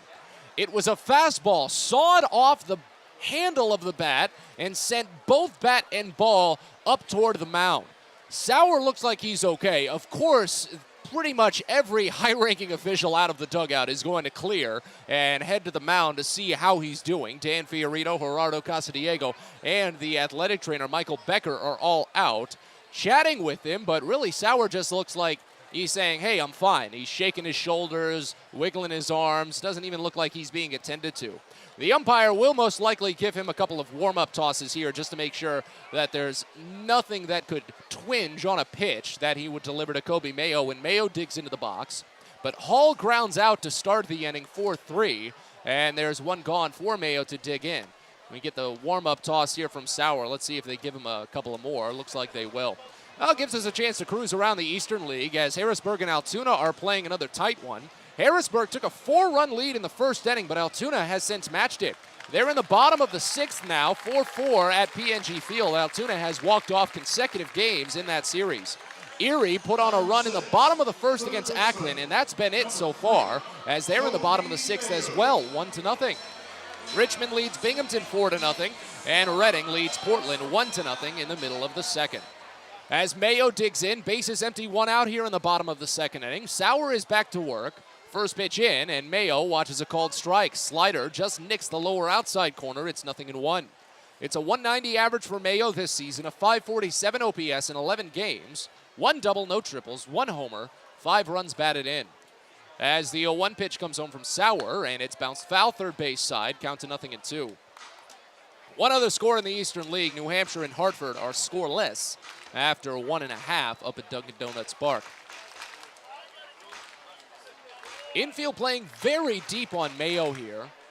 3 sets of ankles on the outfield grass. The 0-2 pitch. And Mayo watches a called strike 3. That fastball for Sauer has some really good 2-plane run. And he got Mayo to watch it onto the lower outside corner. All 3 strikeouts for Matt Sauer have been looking. As John Rhodes will step in. 207 average for Rhodes, a 624 OPS in 8 games. 1 double, 1 triple, no homers, 6 runs batted in. As Sauer sets, deals the first offering, and Rhodes watches down and away. A fastball, it's 1-0 to start. Bowie has had a lot of trouble, it seems, with those 2-plane fastballs this year. Of course, they are tough to pick up. Something that comes in with decent speed in the mid-90s and moves as much as it does is always going to be hard. The 1-0 pitch is called a strike. That one a bit generous on the outside edge. Another fastball runs the count even at 1. Rhodes only 1 for 5 in this series, as the 1-1 pitch is poked foul right side. See, that's the problem that I brought up a little bit yesterday while both sides were dealing with a very low strike zone. Plenty of strikes called under the knees. That was a slider well outside, but batters have to kind of go after it because previous pitches have been called strikes in that vicinity. The 1-2, swing and a miss for strike 3. Change up on the outside edge, and Sauer strikes out a pair in a perfect second inning. We go to the third here at Prince George's Stadium. Bowie trails 2-1. You're listening to Baysox Baseball. At DCA Imaging Systems, we provide a tenured team of office technology professionals ready to be your trusted advisors. From document creation, output devices, scanning and workflow, to document security and storage, we understand people print, not printers. Give DCA Imaging a call, 301-577-1021, or find out more about how we can help you. DCAimaging.com. DCA Imaging Systems, office technology made easy.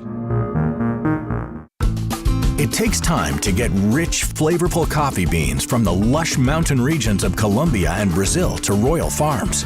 But less than a minute to get yourself a delicious hot cup of the finest and freshest coffee in the world. Because Royal Farms' new Swiss-made coffee machines grind those rich, flavorful coffee beans and brew them one magnificent cup at a time. It's why Royal Farms makes the freshest and best coffee in the world. Real fresh, real fast. Royal Farms. Get your gear and memorabilia from your favorite Baysox players and future stars of the Baltimore Orioles at the Tackle Box Team Store. Jerseys, hats, autographed bats and balls, all at great prices. Located right at the main gate at Prince George's Stadium and online at BaysoxShop.com, the Tackle Box is the only place to get the best Baysox gear for you and your favorite fan. It's the Tackle Box at Prince George's Stadium and at BaysoxShop.com.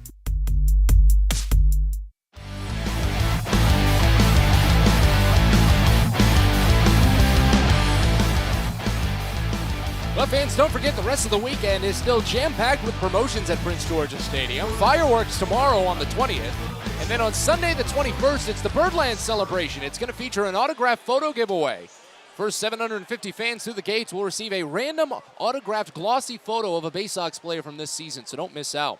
As we move to the third inning, Bowie trailing 2-1. First pitch to Max Bird is swung on and missed.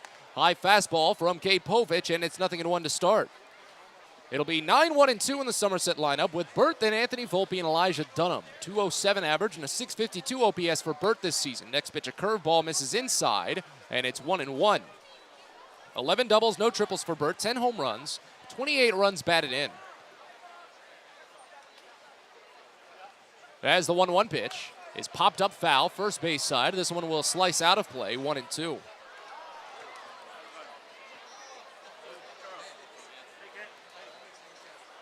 It's always interesting for some of these Yankee farmhands as the 1-2 pitch misses high.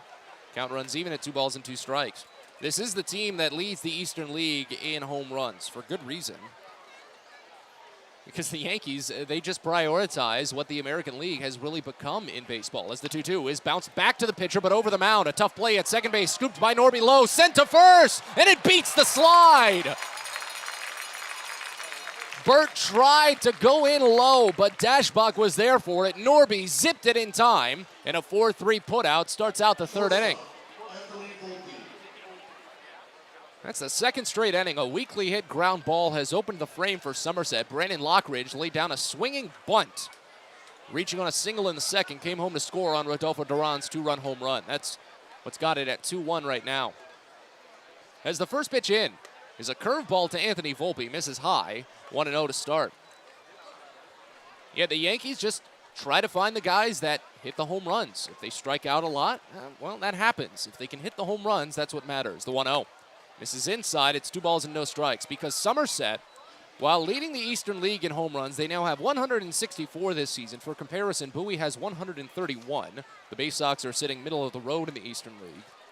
The 2-0 pitch. Volpe gets a piece on a foul ball to the right side, 2-1. Volpe struck out swinging in the first. Somerset has 9 different players with 10 or more home runs this season. And for Max Bird, a guy who's hitting only 207 with a 652 OPS, he's a part of that 9-player stretch. Bowie, for comparison, has just 3 players with 10 or more. The 2-1. Swing and a miss. Half swing and a low curveball. Volpe could not hold on, and the count runs even at 2. But to be fair, Bowie is on the precipice of adding 2 more members into that double-digit home run club with Conor Norby and Colton Kauser each with 9. 2-2. Just misses low. Looked like the curve might have been able to go, but it was a bit under the knees. Yesterday's strike zone probably could have called that for strike 3, but instead it runs it full. Base is empty, 1 away here in the top of the third inning as Povich holds, quickly turns from the chin and fires the 3-2. Called strike 3! A fastball at the knees as Volpe had tossed the bat back. And he's putting in a bit of an argument. Does have a confused smile on his face, an "are you kidding me" kind of look. Still chatting with the home plate umpire as he slowly walks back to the dugout, however. Fifth strikeout for Cade Povich. That's his second called strike. And it goes to Elijah Dunham now with 2 outs. Left-hander grounded out to second base in the first inning. First pitch. Curveball swung on and missed. Boy, the run that curve has from Povich. It's something. It and the slider. They both play well. Here's the 0-1. Fastball just misses. That one looked like it probably could have gone. Hit the outside edge, and it's 1-1.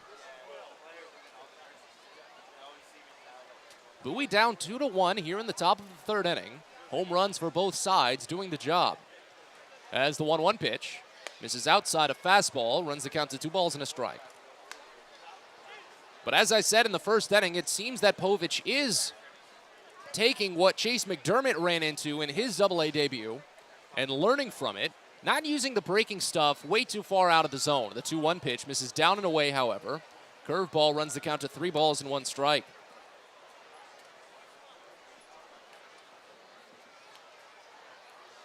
Povich has not walked a batter just yet, but he's on the cusp of it here. A 3-1 count to Dunham. Might go with the fastball low to try and run it full. We'll see. 3-1. Swing and a miss. Went with the slider instead. Down and away, and it runs the count full. So far, this could really be the only knock on Povich in his AA debut. Reaching to these full counts pretty often. But again, to have 5 strikeouts, a chance for a 6th in 3 innings, you can look past that. The payoff to Dunham. Check swing outside. So a slider is Povich's first walk of the day. Dunham extends the inning with the free pass. And now here's Austin Wells.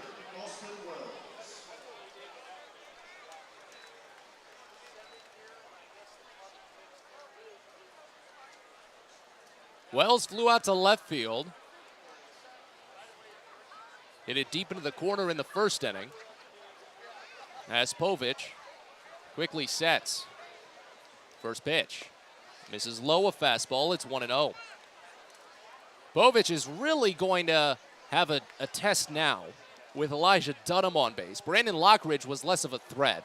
While he has attempted a handful of steals, Dunham is 3rd in the Eastern League. The 1-0 pitch. Swinging a piece foul off of the catcher. Runs the count even at a ball and a strike. Dunham has attempted 37 steals, and he's swiped 32 bags.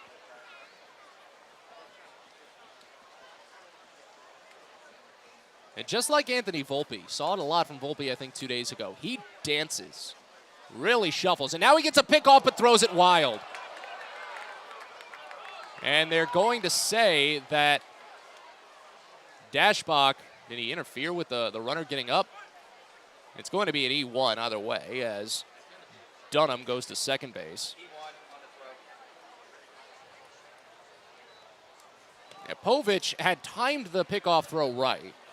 Dunham was hopping a bunch back and forth, and Povich settled it while Dunham was hopping towards second base, but I think he moved too quickly for his own good and just threw it away.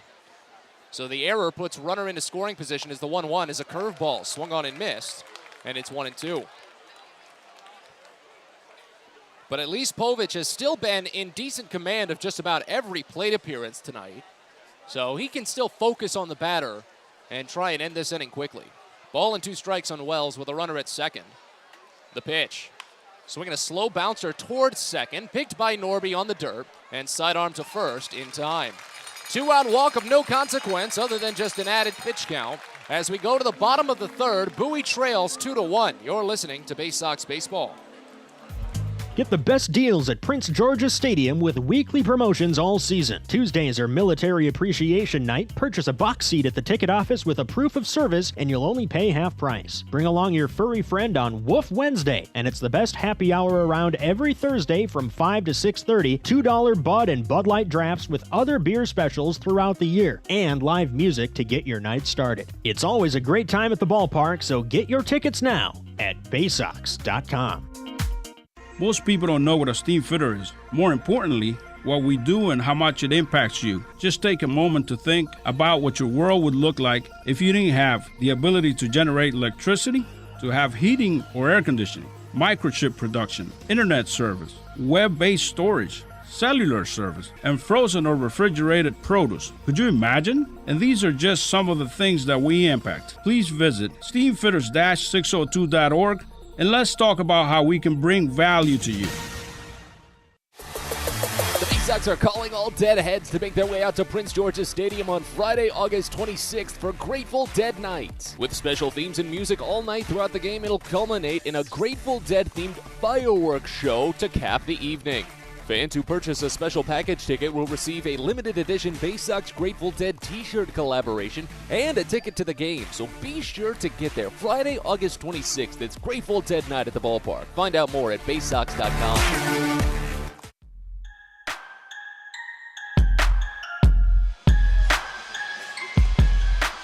Bottom of the third inning here in Bowie as the Baysox hope to jump back ahead. They trail 2-1. 8-9-1 in the Bowie lineup set to bat with Maverick Hanley, Andrew Dashbach, and Colton Kauser due up. Matt Sauer is back to work after giving up the solo home run to Joey Ortiz in the first inning. He's retired 5 consecutive batters, 3 by strikeout, and he needed only 8 pitches in the second inning. As Hanley digs in, a .229 average and a .749 OPS. First pitch, he bounces it slowly to third. This is going to be a tough play. Barehanded by Burt, sent to first, and it's wild. Bounces off the wall, and Hanley's going to try for second. It's a fortunate bounce to first. The throw to second is late. Tying run in scoring position. On the leadoff hit and error. E5 on Burt, his 8th error at third this season in 43 games. Handley's got hits in back-to-back games, 4 of his last 5. And now here's Andrew Dashbach to try and tie the game up for Bowie.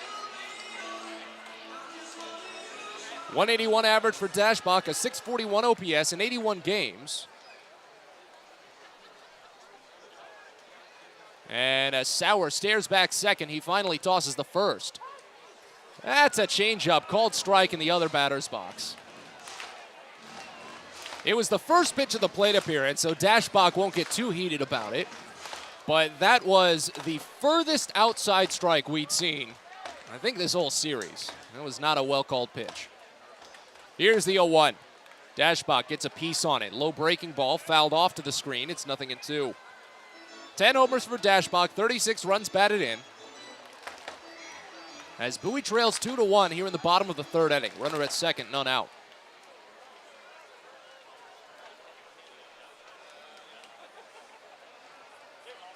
Sauer sets at the waist, brings it up to the chin, drops back down to the waist to look back at second and now deliver. The 0-2 pitch misses high. Fastball runs the count to a ball and 2 strikes. Well, there's been a bit of intrigue from New York City proper before this game had opened its gates. Nothing that's been officially set yet, as the pieces are still falling into place. But there might be a new face on the Somerset roster tomorrow and Sunday. As the 1-2 pitch comes in, and Dashbach watches called strike 3 on a changeup on the lower outside corner. That pitch was probably the right call, but that first pitch on the plate appearance was still absolutely wrong. And I've said this plenty of times, and I've done it earlier in this game, where I've held off criticism of the umpires on borderline calls. Try to give the benefit of the doubt, especially when it comes to top and bottom, because heights vary between batters. But that first pitch to Dashbach was just way outside. Shouldn't have been a strike. Here's Colton Kauser, first pitch. Kauser watches high fastball. It's 1-0. So after teasing on that previous sentence before the strikeout, Aaron Boone, the manager of the Yankees, has more or less announced, it's not official yet, but he said that the plan is that the Yankees will send Giancarlo Stanton on a rehab assignment. The 1-0. Called a strike at the letters. Runs the count even at 1 on Kauser, who struck out looking in the first inning. Stanton has been dealing with a long rehab from his torn Achilles tendon. It'll be his first rehab stint, and it's scheduled to be with Somerset. As the 1-1 pitch is way high, 2-1.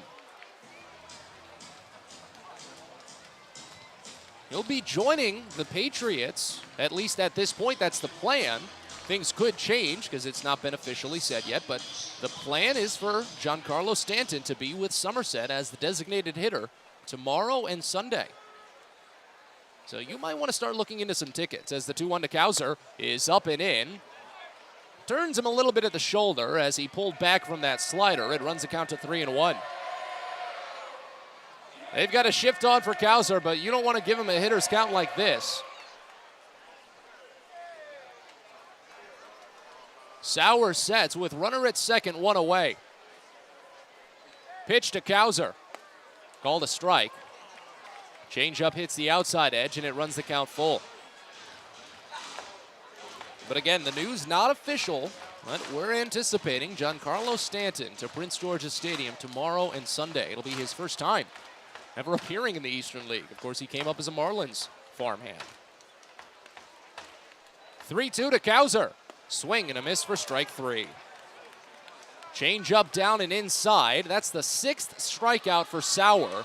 And after the leadoff single and error to put a runner in scoring position, there's now 2 outs.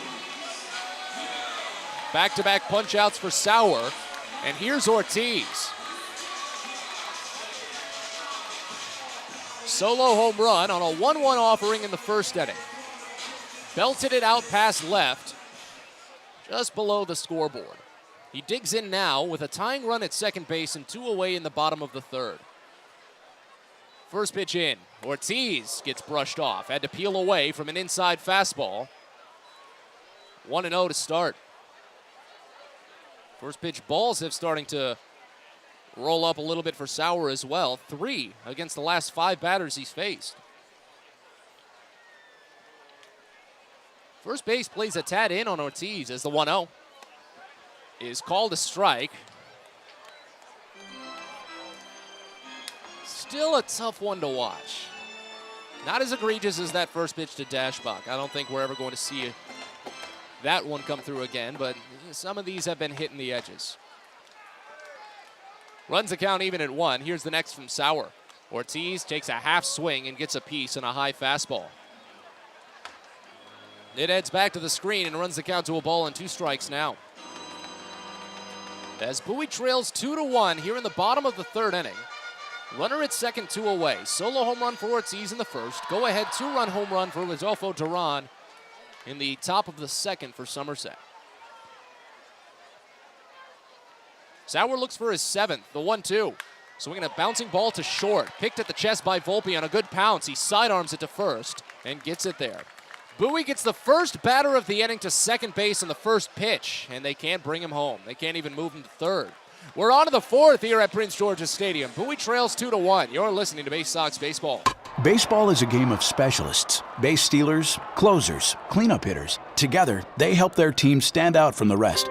Specialists also help set Chesapeake Employers Insurance apart from other workers' compensation insurance companies. Our health services team includes orthopedic surgeons, nurse case managers, a physical therapist, and more, all to get your employee back to work, contain costs, and keep premiums down. That's teamwork. To learn more, connect with your agent or visit Chesapeake Employers at CEIWC.com. On the Green Incorporated is your lawn care team, providing professional organic-based lawn care programs for residential and commercial lawns. Our lawn care programs provide ballpark quality results. Each service is custom tailored with guaranteed results for even the toughest lawns. On the Green also offers outdoor pest control services. Mosquitoes, ants, ticks, and more. Safely and effectively control insects and enjoy the outdoors this summer with On the Green Incorporated. Go to onthegreeninc.com.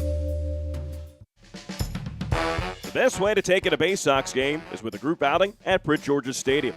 Everything from entertaining clients to birthday parties and even fundraising opportunities for your team, the Baysox offer plenty of options for your group at unbeatable rates with plenty of options on suites, seats, and decks around the ballpark.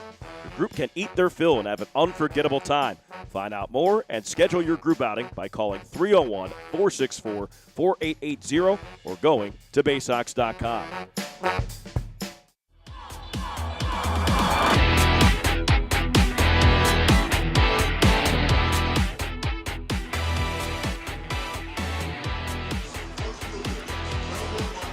Vans Cares around the corner at Patient First. Urgent care that's open 8 a.m. to 10 p.m. every day of the year. No appointment needed. Learn more at patientfirst.com. As we move to the fourth inning here at Prince George's Stadium, Cade Povich is back to work. Bowie trailing 2-1. First pitch to Brandon Lockridge is a curveball driven high to left field. Carrying out a tad, but Adam Hall sees it in front of him, makes the catch, and there's one gone. Well, we're starting to get a nice deep crimson sky just pushing through some of the blue of the clouds above. From the setting sun out past left field, it's tinting the clouds directly out past center, which gives a lovely backdrop between the green trees and down to the green wall and light green grass of the outfield. Here's Jason Rosario. The first pitch to him is a check swing. He went on a breaking ball down and away. Count opens up at 0-1. Rosario struck out swinging on 3 pitches back in the second inning. As the next offering from Povich is a curveball called for strike. Boy, his curve is the best one we've seen in quite some time. I think Noah Denoyer's curve had been pretty good this year. I'm going a bit on recency bias as the 1-1. Changeup misses a bit wide, but we have seen pitches in that vicinity called for strike already a lot today. Runs the count to a ball and 2 strikes. Next pitch in, outside, and the count runs even at 2 balls and 2 strikes. Now Bowie might anticipate to get a couple of arms back as well as the season extends. Antonio Velez and Noah Denoyer should at least make some sort of appearance, if not with Bowie, with High A Aberdeen at some point this year, as the 2-2 misses down and away and the count full on Rosario.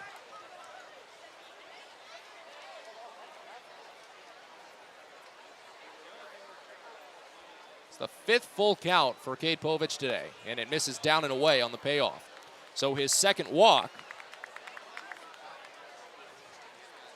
allows Rosario to reach with 1 out here in the 4th inning. And now Jesus Bastidas. Second baseman, Jesus Bastidas. Again, that's the only criticism that I'm really seeing from Cade Povich today.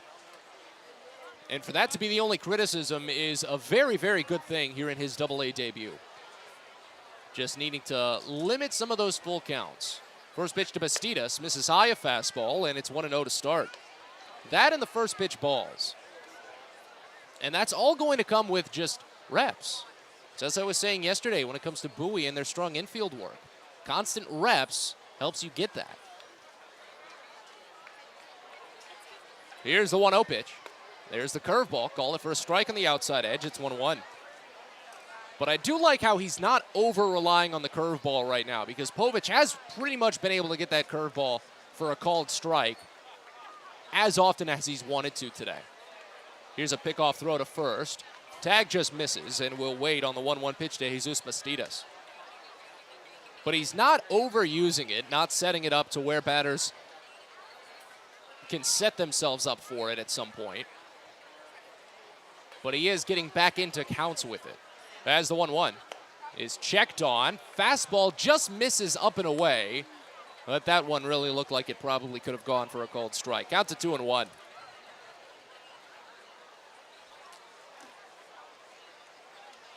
Runner at first, 1 away here in the top of the 4th. Next pitch. Driven high out toward right center field. Not deep, though. John Rhodes ranges over to his right. Doesn't even back up. Does reach high to pull it down. There's 2 gone. Well, that red hue in the sky is starting to turn into that lovely pink cotton candy kind of look on the clouds above. Sun is set far enough that you don't see much of the white in the clouds. What remains is that grayish blue shade, while the setting sun does tint what's above a nice lovely pink. As Rodolfo Duran steps up, first pitch home, and he pops it up out towards shallow right. Rhodes takes a brief jog down, camps, and catches. Quick fourth inning for Cade Povich, works around a walk with 3 flyouts, and as we move to the bottom of the fourth, Bowie still trails 2-1. You're listening to Baysox Baseball. At DCA Imaging Systems, we provide a tenured team of office technology professionals ready to be your trusted advisors. From document creation, output devices, scanning and workflow, to document security and storage, we understand people print, not printers. Give DCA Imaging a call, 301-577-1021, or find out more about how we can help you. DCAimaging.com. DCA Imaging Systems, office technology made easy. Well, as the baseball season winds down, that means we've got to get ready for football. Friday, September 9th, it's the Baysox football kickoff night at Prince George's Stadium. Getting ready for the college season and the pro season, the Baysox will be giving away a special Adley Rutschman bobblehead. Remember, Adley played college football before he joined the Orioles. It's a free bobblehead for the first 750 fans ages 13 and up. So be sure to join the Baysox football kickoff night on Friday, September 9th. Get your tickets at baysox.com. Sky Shooter Displays by ZY Pyrotechnics will be lighting up the sky with top-of-the-line fireworks shows following Baysox games all season long. We will give you the best bang for your buck. Sky Shooter Displays include traditional shows, true pyro musicals, custom choreographed plays, and much more. The night sky is truly limitless, so don't be shy. Give ZY a try. Find out more by calling us at 570-328-1361 or visit us online, zypyrotechnics.com.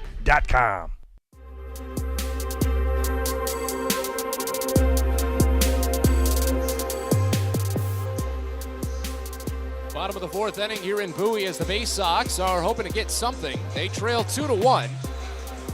Matt Sauer will continue on the mound and face off against the middle of the lineup, starting with number 3, Conor Norby, and the fourth batter, Hudson Haskin, and Adam Hall after that.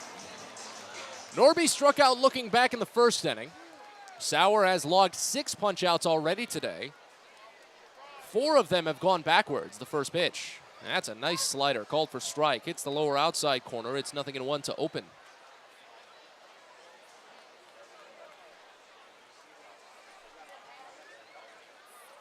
Here's the 0-1 pitch. Went with the slider again, but this time it missed down and away. Run the count even at a ball and a strike to Norby. 67 pitches for Cade Povich so far in here his Double-A debut. The fourth was his most efficient inning, as the next offering, a changeup, misses outside. Runs it to 2-1 on Norby. Povich only needed 12 pitches in the fourth. Would have been more clean around a full count walk to Jason Rosario. Other than that, 3 flyouts. This pitch is smashed. Deep out to right field. Lockridge is sprinting back. He looks up and it bounces off the base of the wall. Norby turns it first. Here comes the throw in. It's cut off.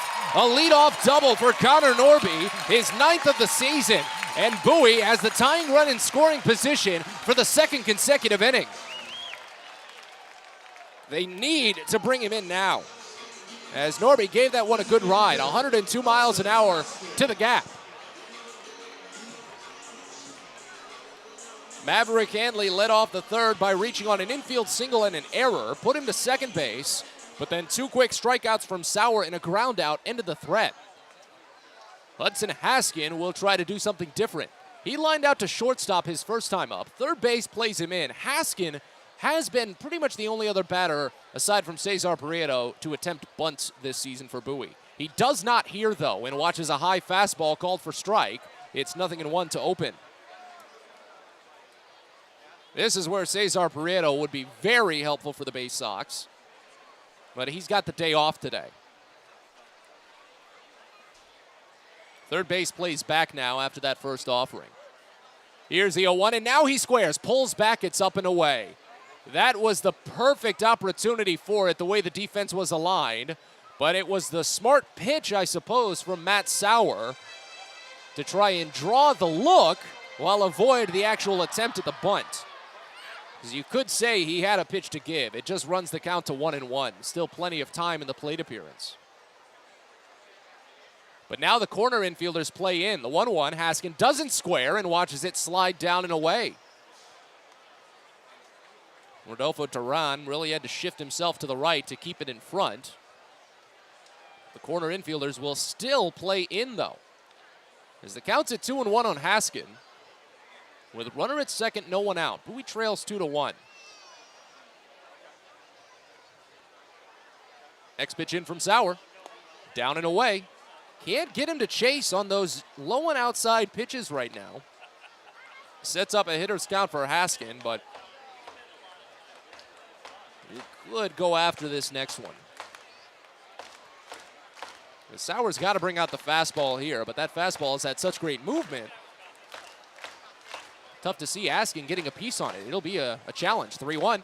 Misses high, ball 4, and it rolls away from the catcher, but it's kept well within Duran's reach. Haskin laid off of that changeup, which admittedly still looked like it probably could have gone for a strike.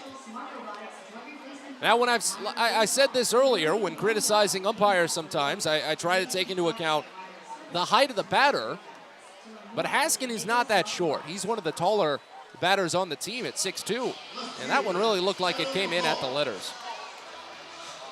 But Sauer walks his first batter of the day, and now a go-ahead run is on base with no one out. But you've got to start with the tying run, and that's on to Adam Hall now, who grounded out to second base his first time up. First base is playing on the infield grass. First pitch. Hall watches it miss down and away. It's 1-0 to start, as Sauer is trying to pull double duty in avoiding the bunt attempts or drawing the swings and misses. If he can't do one, if the batter doesn't attempt to bunt, he wants to do the other. But Bowie is laying off of them. 5 of his last 6 out of the zone. The 1-0, swing and a miss. Fastball hit the top of the zone. Hall took a late attempt at it, and it runs the count even at 1. Bowie trails 2-1 here in the bottom of the 4th inning. A leadoff double by Conor Norby and a walk by Hudson Haskin has them at first and second with no one out. But Bowie stranded tying run at second base with no outs in the last half inning. Here's the 1-1. Hall watches a called strike. Well, that one looked to be at the same location that was called for ball 4 to Haskin. This time it was a fastball, however. The pitch to Haskin was a changeup. A ball and 2 strikes now on Hall. Outfield playing very deep. A little bit the other way for the right-handed hitter. 1-2. Down and away, bounces in. And the count runs even at 2 balls and 2 strikes.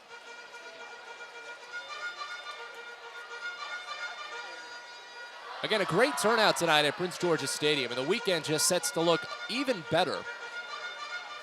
Partly with Somerset set to make the announcement soon of Giancarlo Stanton rehabbing with the Patriots for 2 games on his way back up to New York.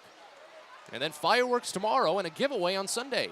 Fun weekend. The 2-2. Hall golfs it out toward right center field. This is not going to be deep enough to advance the runners, as it's picked up by Brandon Lockridge and sent back to the infield. It was on point to third base, so Norby would have been out if he tried for it, but that would have been a risky bet anyway. Hall flies out, and there's 1 away here in the 4th inning. So now Kobe Mayo, who struck out on 3 pitches in the 2nd inning, watched 1, swung at 1, and watched the last. As the right-hander steps in, he's only 3 for 17 this young season of his, with runners in scoring position.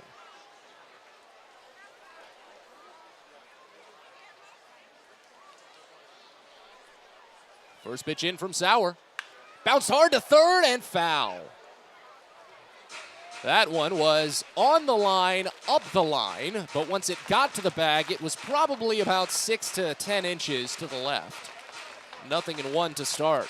That could have scored a pair, would have scored at least 1.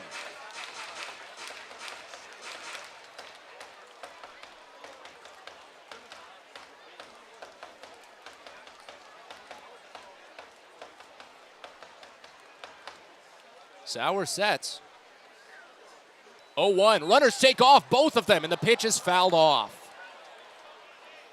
That slider missed down and away. And the count goes to 0-2 on the foul. That's unfortunate for Bowie. Again, and I know I've been saying this a lot the last couple of days. You're always right in hindsight, but if Mayo had held off on that pitch entirely, even if it had gone for a called strike, the speed and the location of that pitch would have been a surefire double steal. Probably wouldn't have even drawn a throw. Now the 0-2 pitch, and Mayo watches called strike 3. Again, a generous give on the outside edge. Not sure I agree with the way that this zone is being called tonight, but Mayo strikes out looking for the second time. 7th punch out for Matt Sauer. And now here's John Rhodes.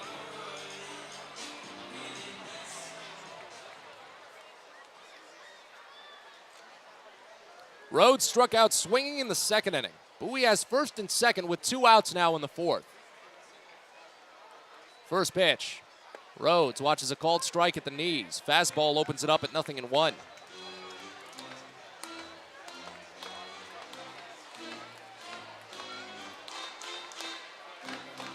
Bowie trails 2-1 here in the bottom of the 4th. First and second now with 2 away.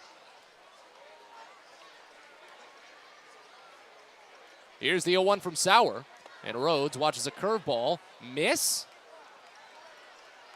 That one nailed the upper inside corner of the zone. It's not even borderline. Looking on the readout, it's got every inch of the plate and well at the letters, and they called it for a ball. Runs the count even at 1. Here's the next. And Rhodes pops it up on the infield. Behind home plate, Duran is back. Makes the catch, and for the second consecutive inning, Bowie puts a runner at second to start the frame, and they can't get him to third base. We go to the 5th. Bowie trails 2-1. You're listening to Baysox Baseball. If you're working in the Washington, D.C. metropolitan area as a pipe fitter, pipe welder, or HVAC service technician, and you're interested in a better life, a better means to provide for yourself and your family, a way to make sure that you're earning the highest wages and the best benefits in our industry. Visit our website at steamfitters-602.org. That's steamfitters-602.org. And let's talk about what we can do to help change your life. Hey, coffee lovers. Know where you'll find the world's freshest cup of coffee?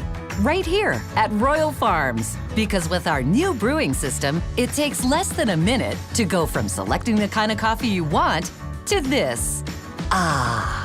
The freshest, most flavorful cup of coffee you can buy is at Royal Farms. So try one. It'll be love at first sip because it's the freshest coffee in the world. Real fresh, real fast, Royal Farms. Hey kids, the Baysox Futures Club is the best way to be a fan of the Baysox, and it's completely free for kids ages 3 through 12. Futures Club members get access to special members-only events, discount ticket offers, and free gifts for just signing up. Parents, head over to Baysox.com to sign up your kids, so don't miss out on all the promotions and giveaways at Prince George's Stadium this season and next. The Baysox Futures Club. Sign up now at Baysox.com.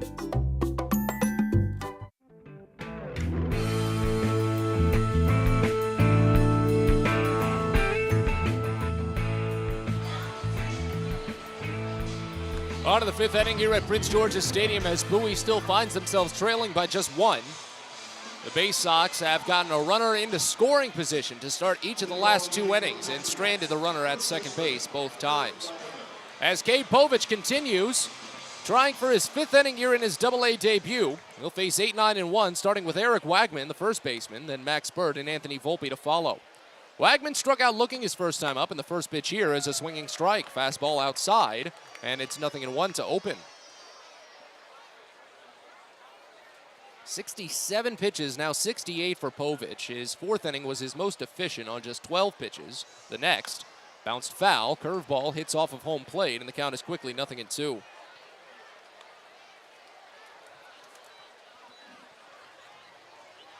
Just in terms of the way that Bowie has handled their starting pitchers this season, this is most likely going to be the last inning for Cade Povich today. As the 0-2 pitch is a curveball laced out toward the gap in right center field and deep. Rhodes is running back, and it's off the wall. It gets past Rhodes, and it's picked up by the center fielder Kauser, sent back to the infield, and it gets picked up at third base by Povich. But it's a leadoff double for Wagman. That's his first double at Double-A. He's already had 2 home runs. But now Somerset starts an inning with a runner in scoring position. And it's on Kate Povich to try and strand that runner. Matt Sauer has done it in 2 consecutive innings. Povich needs to do it here as Bowie trails by 1 run. Here's Max Bird, grounded out to second his first time up. Got a decent shift on for the right-hander. First pitch. This is low. Count starts out at 1-0.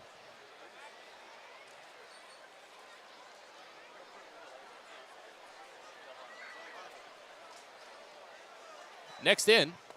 This is inside. Running it to 2 balls and no strikes.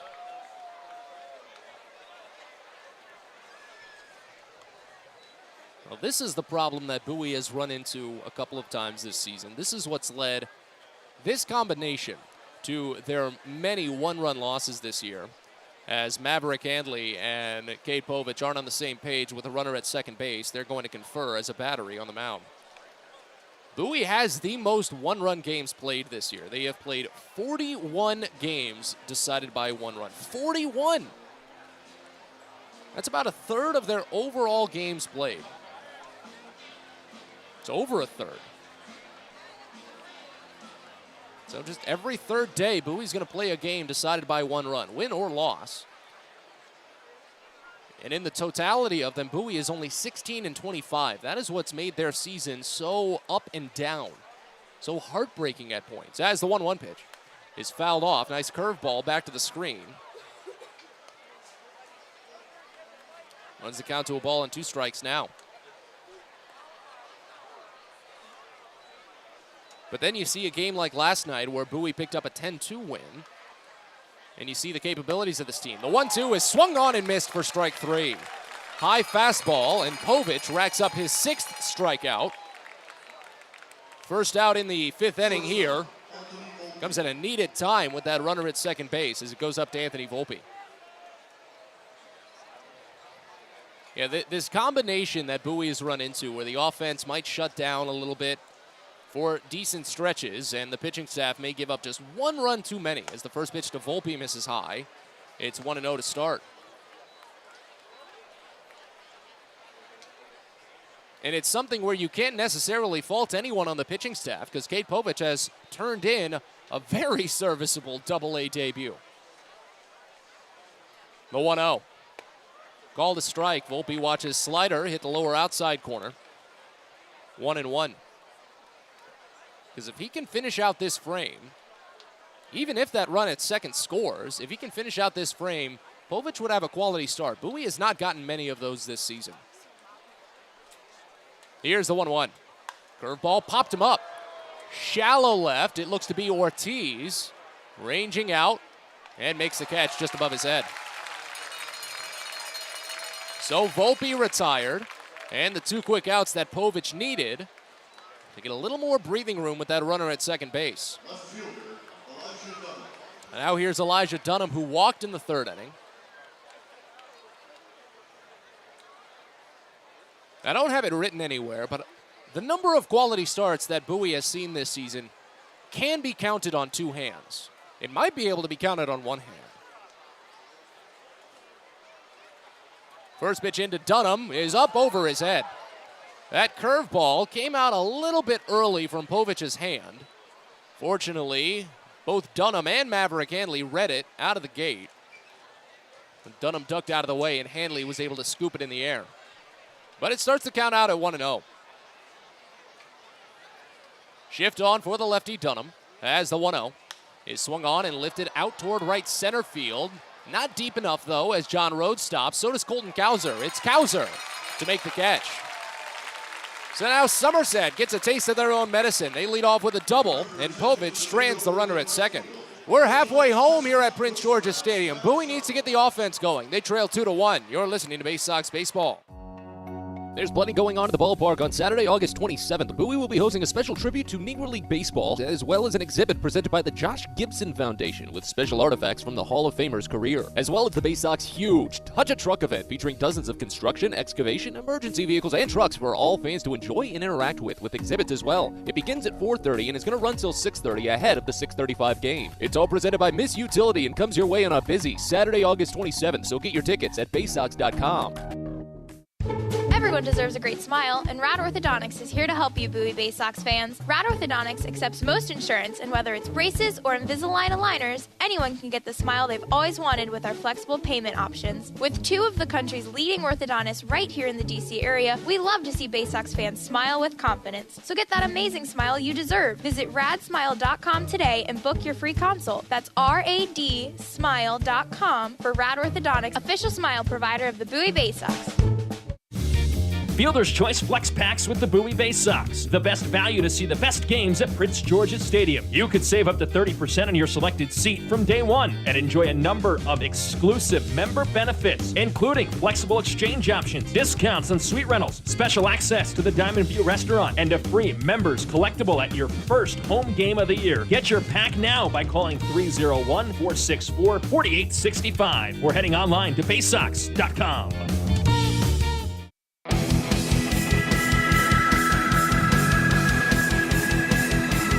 Well, it's always a pleasure to have you along for the broadcast each night as we continue on from Prince George's Stadium.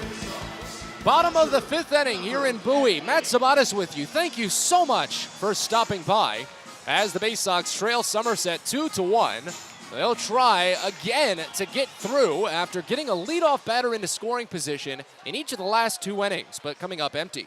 First pitch to Maverick Hanley here is swung on and belted to deep center. Rosario is running back. He's still going at the wall. He leaps and it's off the top of the wall. It scurries away into center field. Hanley goes to second. He's on to third and he stops there. A leadoff triple for Maverick Hanley. His second of the season, and Bowie's in business in the fifth.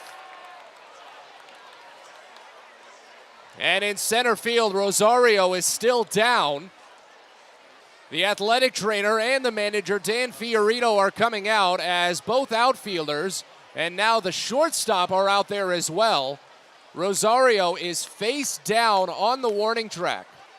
He crashed up against the wall, trying to pick that ball from the top of the wall, hit off of the yellow line it did. And Rosario is still face down, 400 feet away, so a tough distance for us to even get any inkling of what they might be looking at for him. Our best hope is that the wind was just knocked out of him. The padding is there, but I mean, it's still a tough padding. Rosario is still face down. The athletic trainer looks to be trying to speak with him right now. But there's really not much we can tell you at this point, as Rosario is just being looked at. I think he's moving at least his hands right now.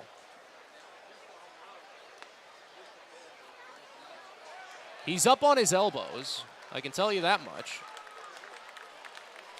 But I really think the wind, that's the best hope. The wind must have just gotten knocked out of him. But he's still on his elbows, just up right now, and I think Somerset is going to bring out a couple of folks from the dugout, and they might need to help him off of the field. And now here comes Bowie's athletic trainer, Lindsay Birchfield. She'll help out if there's any way that she can. And now he's on his knees. Rosario is up to his knees. And he sat upright on his knees. Very fortunate to see that here for the center fielder. As Maverick Hanley led off this fifth inning with a triple to right center field. It was a massive shot that just missed leaving the ballpark by inches. As Rosario tried to put some air under his feet to take it away, he collided with the wall and came down hard. And he's been down for a few minutes. Finally, though, fortunately, he's back up onto his knees, and now he's up onto his feet.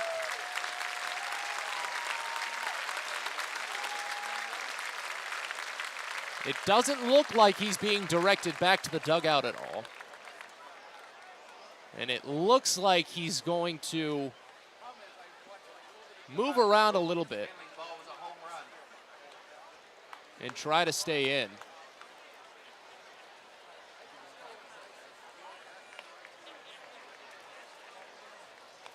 Somerset is going to use this opportunity now with a runner at third base to get a body tossing in their bullpen, as a matter of fact. Looks to be a right-hander, might be Steven Jennings.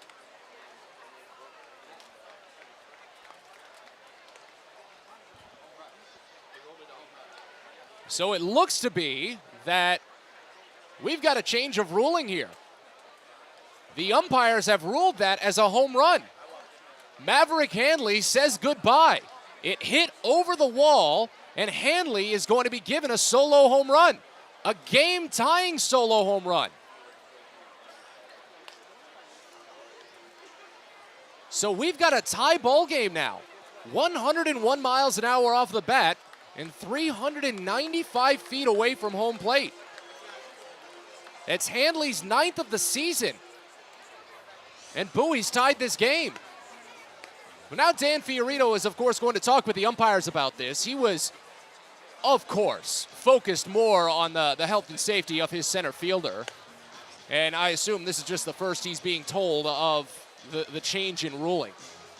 As the ball did find its way back into the field of play, but it looked like it must have hit off of something out past center field, but I'm not sure there is anything past center field for it to have hit off of. There's a pretty fairly sized gap beyond the center field wall to the signage that encompasses the second level of the outfield wall. If it hit off of some of the fencing, maybe, but that fencing doesn't really go too far above the actual padded wall. Fiorito gets his word in,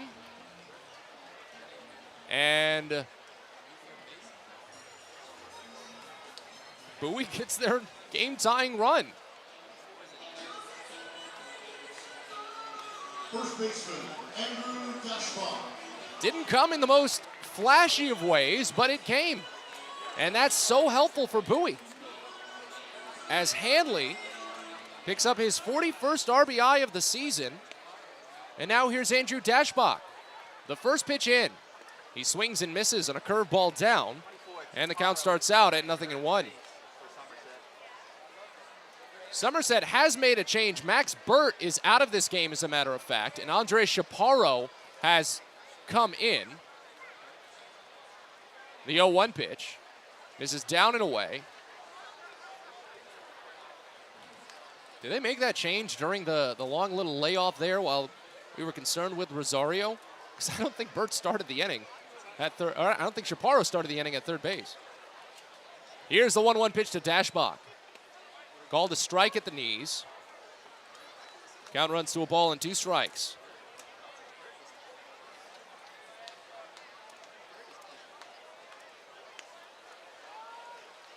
And time called by Dashbach.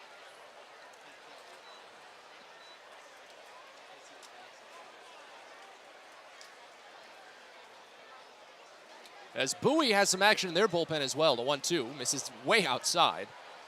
Skip past Duran on a slider down and away.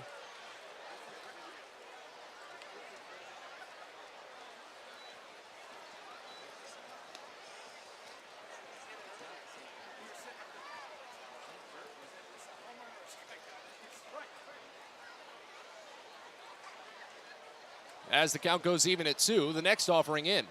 Dashbach watches outside, run it full. So Somerset was getting someone loose during that injury delay. I assume now it was Andre Chaparro who's at third base, because I thought Steven Jennings was going to start tossing in the bullpen, but now there's no one up. It's very intriguing as the 3-2 pitch into Dashbach is called strike 3. That is the second time that Dashbach has been called strike on a pitch out of the zone. That changeup was nowhere near the box.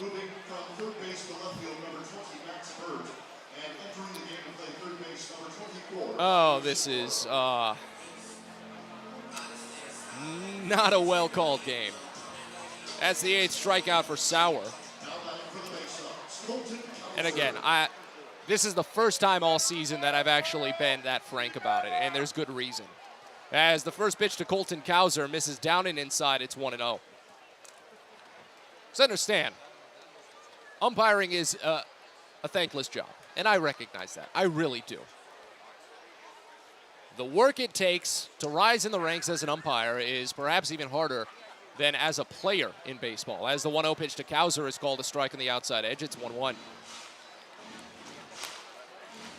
But the fact is, there are tools now to improve and to get better, and the umpires should be able to use it. As Kauser squares on a 1-1 pitch, but bunts it foul.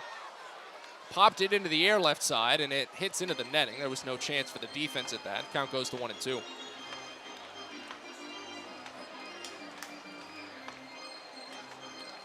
But Bowie is really getting burned by a handful of calls in this game. Somerset has gotten burned by a couple of calls as well, and I've pointed those out too. As the 1-2 pitch, misses low, runs the count even on Kauser. Because there was a pitch back in the 4th inning, I believe it was to Adam Hall.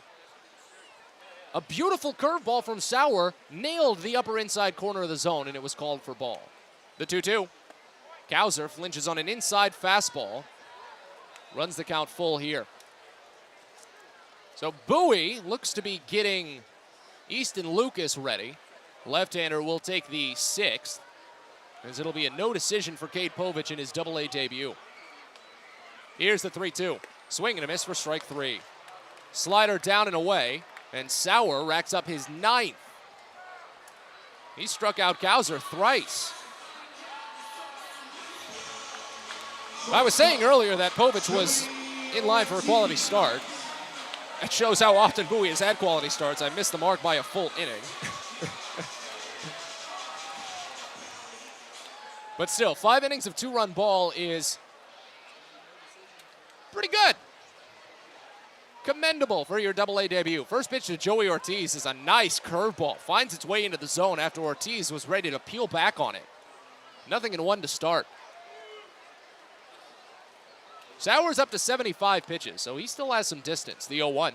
Way outside. Count reads even at 1. But he's tied a career-high 9 strikeouts here. Last time he did it, May 19th, when he was pitching with High A. That was against the Mets affiliate. 1 for 2 day for Ortiz, including a solo bomb. 1-1. Cracked the other way. A line drive initially sends Lockridge in, but now he stops and moves to his left to make the catch. The inning is over. What a funky inning it was, as Maverick Handley led off with what looked to be a triple, eventually ruled a home run. A game-tying blast. And as we go to the 6th, it's 2-2. You're listening to Baysox Baseball. Sky Shooter Displays by ZY Pyrotechnics will be lighting up the sky with top-of-the-line fireworks shows following Baysox games all season long. We will give you the best bang for your buck. Sky Shooter Displays include traditional shows, true pyro musicals, custom choreographed plays, and much more. The night sky is truly limitless, so don't be shy. Give ZY a try. Find out more by calling us at 570-328-1361 or visit us online, zypyrotechnics.com. It's not baseball season without fireworks, and you can always count on the biggest and best at Prince George's Stadium. There's no better way to cap off a fun evening at the ballpark than a spectacular fireworks show. And the Baysox have got you covered this season with 16 different shows to choose from. So get your tickets now at Baysox.com. You've got 4 fireworks shows in August to watch out for: Friday the 19th, Saturday the 20th, Friday the 26th, and Saturday the 27th. Hope to see you there.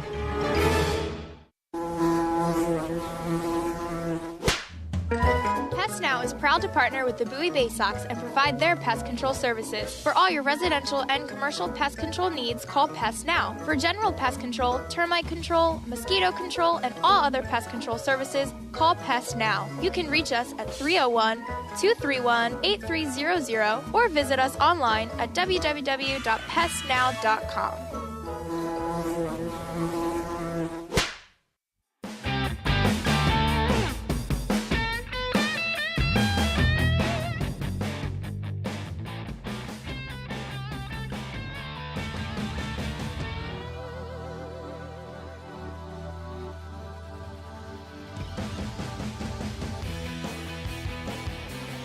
We're on to the 6th inning here at Prince George's Stadium as Bowie and Somerset find themselves tied at 2. Home runs carrying all of the legwork today as Easton Lucas takes over for Bowie. First pitch in from the left-hander to Austin Wells, misses up and in, a fastball, and it's 1-0 to start. Cade Povich is done for the day. A strong double-A debut for the lefty as Lucas deals the 1-0 pitch to Wells. It's a breaking ball, poked slowly to the left side, picked away from the mound by Lucas. He spins and fires to first. It's there. Those PFPs paying off for Bowie. And Lucas records the 1-3 putout. Not an easy play. That one was much closer to the third base line than it was to the mound, and Lucas still got it. 5 innings for Cade Povich on just 3 hits, 2 runs allowed, 6 strikeouts. He walked only 2 batters. Did allow a home run. That's where both runs came from. It was a 2-run blast by Rodolfo Duran. As Brandon Lockridge steps in, first pitch in the zone. Changeup called for strike, and it's 0-1. Easton Lucas, 6'4", 180-pound left-hander, traded over from Miami in 2019. Turns and fires the 0-1 offering, and it swung on and missed up and away. Count goes to 0-2. Lucas on the season for Bowie has made 24 appearances, gone 2-0 with a 4.50 ERA, 42 innings, 47 strikeouts, 21 walks. He's allowed 5 home runs. The 0-2 misses inside. That one was close, but really looked like it probably could have gone for strike 3. Count to 1-2. Lucas shakes off one from Handley and now prepares. The 1-2 pitch is swung on and missed for strike 3. Fastball, upper inside corner. First strikeout for Lucas, 7th overall for Bowie pitching. So now Andres Chaparro will bat. There were a couple of more defensive switches. Jason Rosario did exit the game following his injury.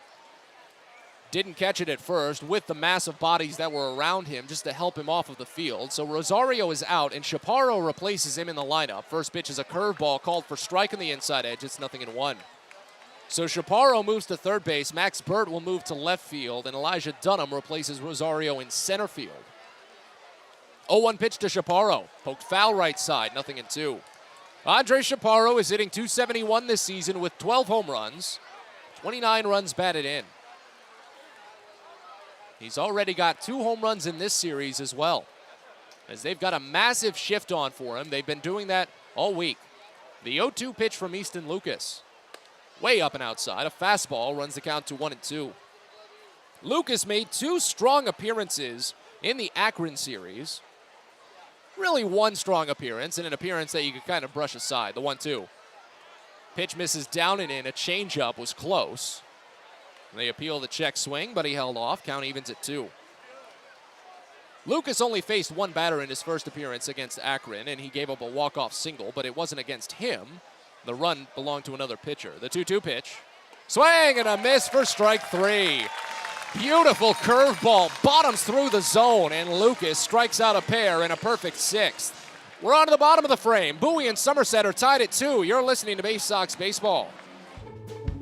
A birthday bash with the Baysox is the best time at the ballpark. Bring your friends and family out to celebrate and be the star of the show. Dance on the dugout with Louie, play games in the stadium, introduce a batter in the game, and you'll even get to have the stadium sing for you. Baysox birthday parties, an unforgettable, one-of-a-kind experience at Prince George's Stadium. Book yours by calling 301-464-4880 or at baysox.com. It takes time to get rich, flavorful coffee beans from the lush mountain regions of Colombia and Brazil to Royal Farms. But less than a minute to get yourself a delicious hot cup of the finest and freshest coffee in the world. Because Royal Farms' new Swiss-made coffee machines grind those rich, flavorful coffee beans and brew them one magnificent cup at a time. It's why Royal Farms makes the freshest and best coffee in the world. Real fresh, real fast. Royal Farms. Are you interested in beginning or expanding on a career in the pipe fitting, pipe welding, or HVAC service industry? Are you interested in a career path that will set you up for life without experiencing any college debt? If you are interested in these things and you live in the DC area, the Steamfitters UA Local 602 Apprenticeship Program is the best choice for you. For more information about our apprenticeship program and how to apply, please visit steamfitters-602.org.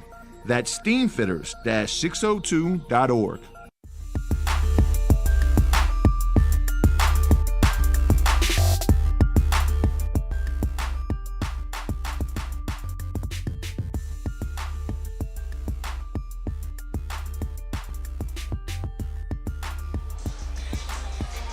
On to the bottom of the 6th inning here at Prince George's Stadium. Bowie trying to break back ahead. A solo home run by Maverick Hanley in the bottom of the 5th to give Bowie the tie, as it's 2-2 now for Conor Norby to lead off in the 6th. First pitch in from Matt Sauer is swung on and missed. A curveball down. It's 0-1 to open. Sauer continues. That was his 78th pitch tonight. He's been quite efficient this evening. Most he's thrown in a single inning was 20 pitches in the 4th. As the 0-1 pitch is a curveball, misses high, and it runs the count even at a ball and a strike. Bowie has gotten the leadoff batter on base in each of the last 3 innings. They've been the best team this season to get the leadoff batter on base. As the 1-1 pitch is swung on and missed. Slider tails away, and it's 1-2. But Somerset does get a right-hander tossing in the bullpen. Tanner Myatt is loosening up as Norby backs out and adjusts the batting gloves. Bowie and Somerset tied at 2 here in the 6th inning as Baysox try to win back-to-back games following their 5-game skid. The 1-2 pitch. Norby cracks it to the left side and through the gap into left field, a base hit. 4 consecutive innings that the Baysox have led off with a base runner. All 4 innings have been base hits. Hanley had a single in the 3rd. Norby had a double himself in the 4th inning, and then Hanley homered in the 5th. So it's just the Norby and Hanley show in the last couple of innings, I suppose. 2-hit day for Conor Norby. That's his 14th this season in terms of multi-hit games. And now here's Hudson Haskin, 0 for 1 with a walk.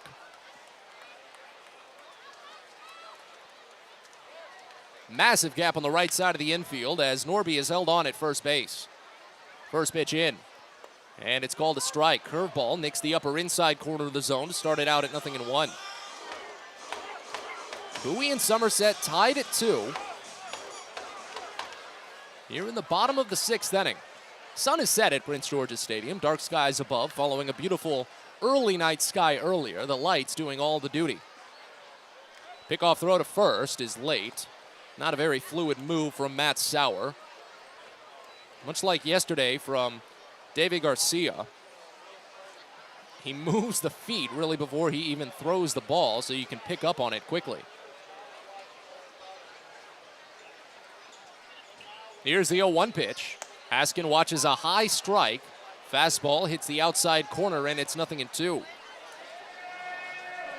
Bowie has been adventurous on the base paths once today.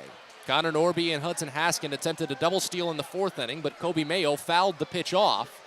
And that's the only time that Bowie has even looked like they were going to steal a base.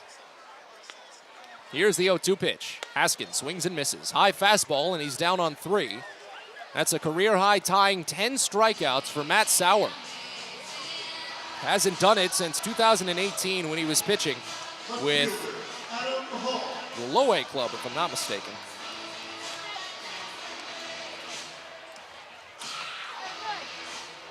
Well, Bowie has just been having a tough time today in terms of playing around with the zone. Of course, it hasn't been the cleanest called zone either. As Adam Hall steps in, the first pitch is swung on and missed down. A curveball. 0-1 to start. Of the 10 strikeouts for Sauer, 6 of them have been looking. And again, a good portion of those pitches have been pretty outside. 0-1 pitch. Hall watches slider miss down and away. Runs the count even at 1. Really have to imagine, at least I really would have hoped, I suppose, it's too late now. We've been seeing the slider on the second pitch behind an 0-1 constantly today as the 1-1 is popped foul right side. Potential for Wagman, but it'll get out. It's about 4 rows deep as the count goes to a ball and 2 strikes. Constant 0-1 sliders today from Sauer. And with Bowie having runners on base so often tonight, it gets me thinking more about those stolen base opportunities. The ones that Bowie is just not really interested in. Pickoff throw to first, just late. That one was a lot more quick from Sauer, and it was on the nose, but still missed. A ball and 2 strikes here on Hall with a runner at first and 1 away. Bowie and Somerset are tied at 2 in the bottom of the 6th. Pitch home, Norby takes off, and it's fouled off right side. Fastball outside, and so now the second time today Bowie has finally shown a bit of life on the base paths and missed out on the opportunity with a foul. But you can see why they're trying it. Bowie pulled off a perfectly executed hit and run in the 5th inning yesterday. Colton Kauser led off the 5th with a single and went first to third on a Norby single. Next pitch, down and away. Changeup runs the count even at 2 on Adam Hall.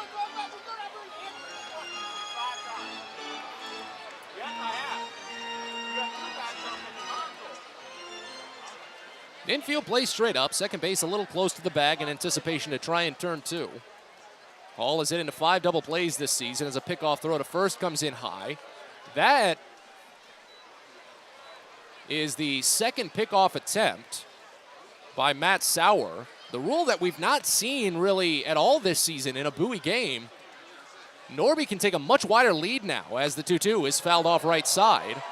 Count stays. Admittedly, I forget about this rule from time to time now as the pitchers are limited to their pickoffs and their step-offs.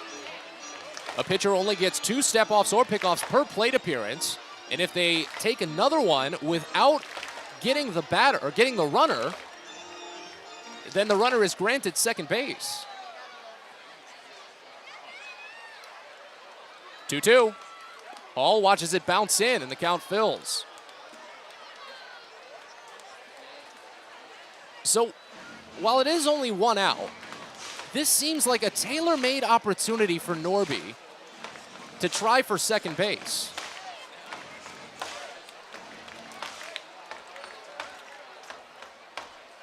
We'll just have to see. There he goes. 3-2 is called strike 3 high and no throw. That was a good curveball. Hit the letters for Hall. A career high 11 strikeouts for Matt Sauer, but Norby does swipe the base. His 5th this season. And Dan Fiorito is coming out to argue something. I think he's saying that Adam Hall might have interfered with the catcher while walking through back to the dugout. I mean, I suppose Hall is supposed to, he's supposed to stop, especially on a called strike 3 like that on the stolen base attempt, and Fiorito is going to make the argument. I can see his point of view here.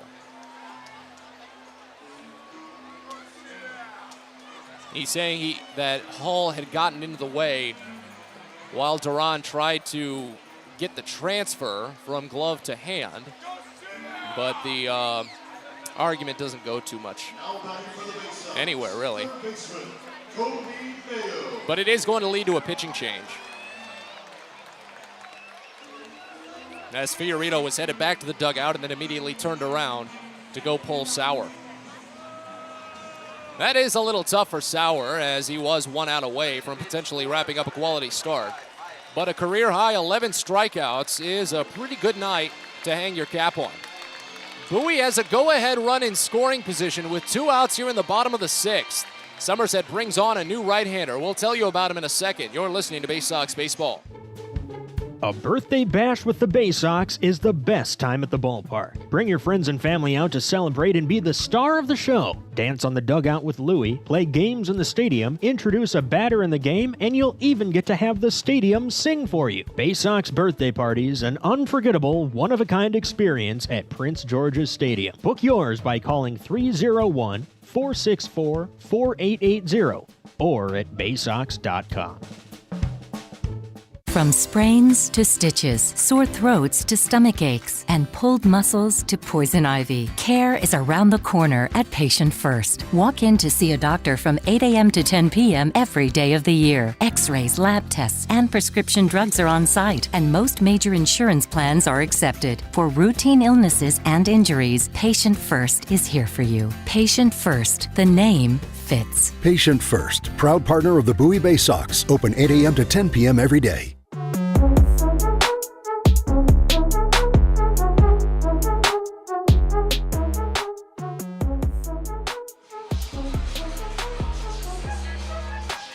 We continue on with the bottom of the 6th inning here at Prince George's Stadium. Bowie has opened the inning with a base runner, the 4th consecutive inning that they pulled that off. As Conor Norby stands at second base, however, there are 2 outs. Matt Sauer is done as Somerset dips into the bullpen for the first time today. Tanner Myatt will take over. Sauer's line not closed. Runner at second belongs to him. Sauer finished with 5 2/3 innings. Allowed 5 hits and 2 runs, both earned. He struck out a career-high 11. Walked only 1 batter, but both runs were on solo home runs. As Myatt will face off against Kobe Mayo, who's 0 for 2 with 2 strikeouts on 6 total pitches. First pitch in to the right-hander is swung on and missed down and away. It's 0-1 to start.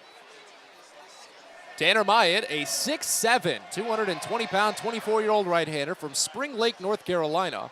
11th round draft selection in 2018.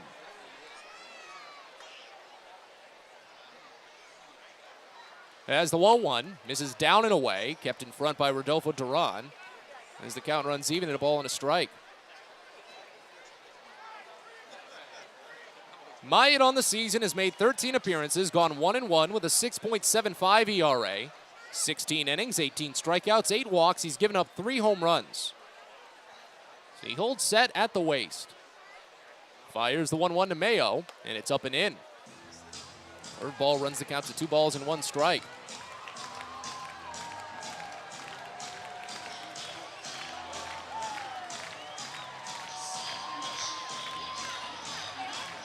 Norby a brief lead off of second base.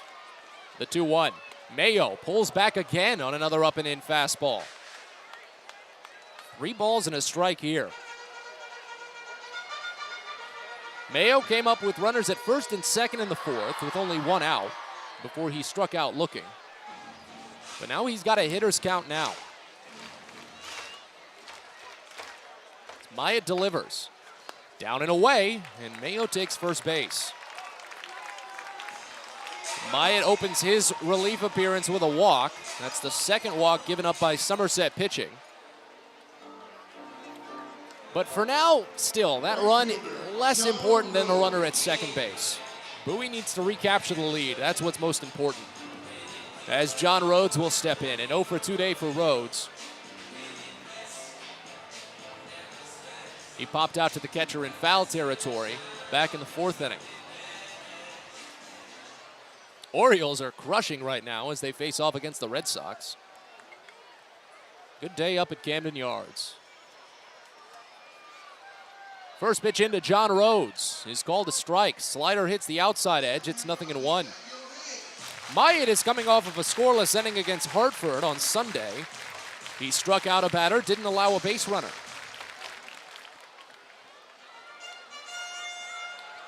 Bowie and Somerset are tied at 2 here in the bottom of the 6th. The 0-1. Rhodes flinches on a called strike in the other batter's box. This zone has not been good today. Has not. It runs the count to 0-2.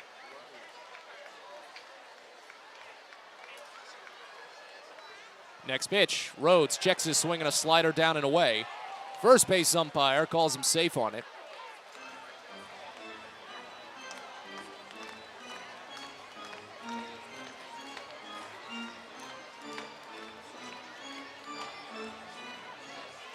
As the count moves to a ball and 2 strikes now. It's been a great turnout tonight at Prince George's Stadium. Lower bowl is very crowded between the dugouts. The 1-2. And it's fouled off to the right side by Rhodes. Count stays at a ball and 2 strikes. Maverick Hanley is on deck for the Baysox. He's 2 for 2 today.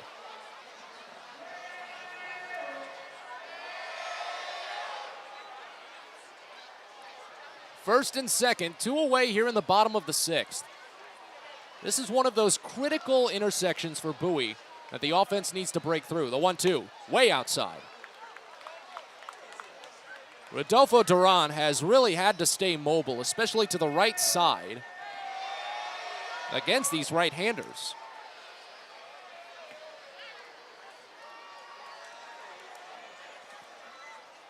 So far, he's been strong. Has not let anything get by him. The 2-2. Rhodes flinches on another slider down and away. If it weren't for that 0-1 pitch that was called for a strike, about 7-8 inches off of the plate, Rhodes would have drawn the walk there. And it would have loaded the bases for Maverick Handley. But instead, the count is full. The payoff pitch, runners go. Rhodes watches high for ball 4. So in the end, that missed call doesn't matter as Myatt walks the second consecutive batter out of the bullpen and loads the bases for Handley with 2 away here in the bottom of the 6th. Already a 2 for 2 day for Handley with a solo home run in the 5th to tie the game. It's going to lead to a mound visit from Gerardo Casadiego. Quick breeze around the Eastern League as Hartford has a 2-1 edge over New Hampshire. They're just about to get stretching over at Dunkin' Donuts Park. Portland and Reading are tied at 2. They're in the middle of the stretch right now. Richmond beating up on Binghamton 8-2 in the 8th. And then Altoona was able to pull away from Harrisburg late for a 6-5 win. Erie and Akron went back and forth. It was a tight one. And Akron pulled away with 2 runs in the 7th to pick up the win 2-1. That's critical for Bowie now. And again, it just leads to them needing the big base hit here. As we're tied at 2, Bowie needs a win today with an opportunity to gain ground on Erie, who leads the Southwest Division by 2 games. Maverick Handley is 0 for 6 with the bases loaded this season, but has 4 runs batted in, including 2 walks.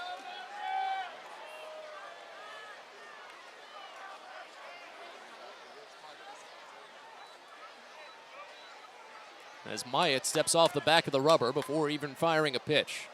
He sets now at the waist. The 6-7 righty fires the first, and Handley pulls back on a fastball up and in.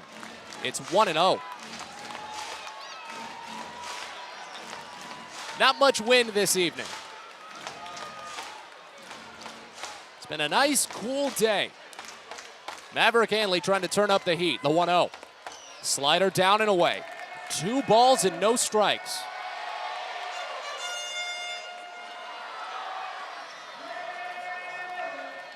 Well, the atmosphere here is the best it's been all month. As Bowie tries to break ahead. The 2-0 to Handley. Called a strike at the letters. Well-placed fastball runs it to 2-1.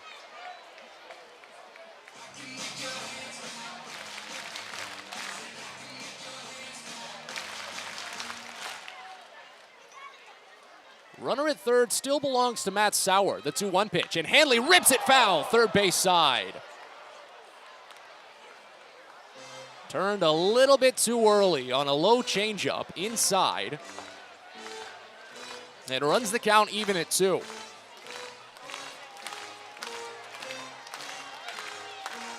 So now this is a very important pitch.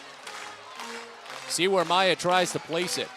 He'd been relying on the slider a lot, but it hasn't been going for strikes. With 2 strikes now, who knows? 2-2. Goes high, went with the changeup, and it runs the count full. Bases loaded, 2 outs here in the bottom of the 6th inning, a 2-2 game. This is the biggest intersection of the night for Bowie. I said it earlier, it continues. Runners go, the 3-2 is called strike 3. Change up right down Broadway, and Handley strands the bases loaded.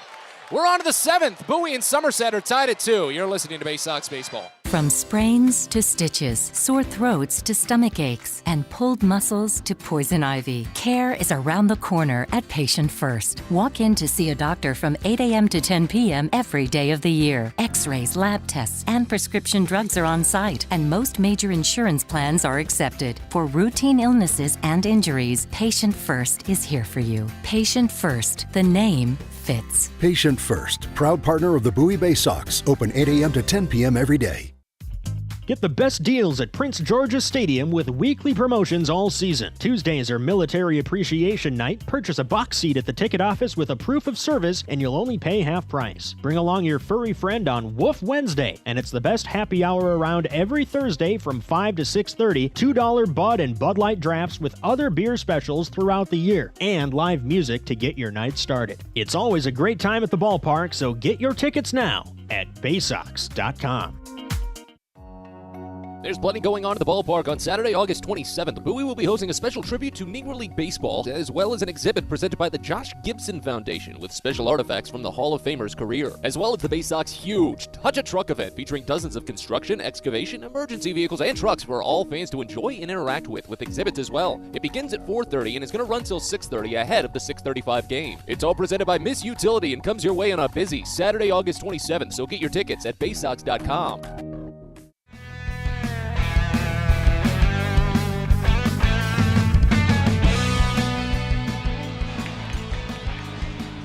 Fans, don't forget there's still 3 more fireworks shows left this month at Prince George's Stadium. After tonight's fireworks show, there's another one tomorrow on the 20th. And then as the 2-week homestand continues, Bowie will shoot off fireworks on Friday the 26th and Saturday the 27th. There's still plenty of fun to be had as we tail through the end of summer, so get your tickets at Baysox.com. As we move on to the 7th inning here at Prince George's Stadium, a 2-2 game. Easton Lucas is back out for his second inning of relief. Retired the side in order on just 11 pitches in the 6th. Had 2 punch-outs to boot. First pitch to Jesus Bastidas is a fastball that dots the zone. 0-1 to start.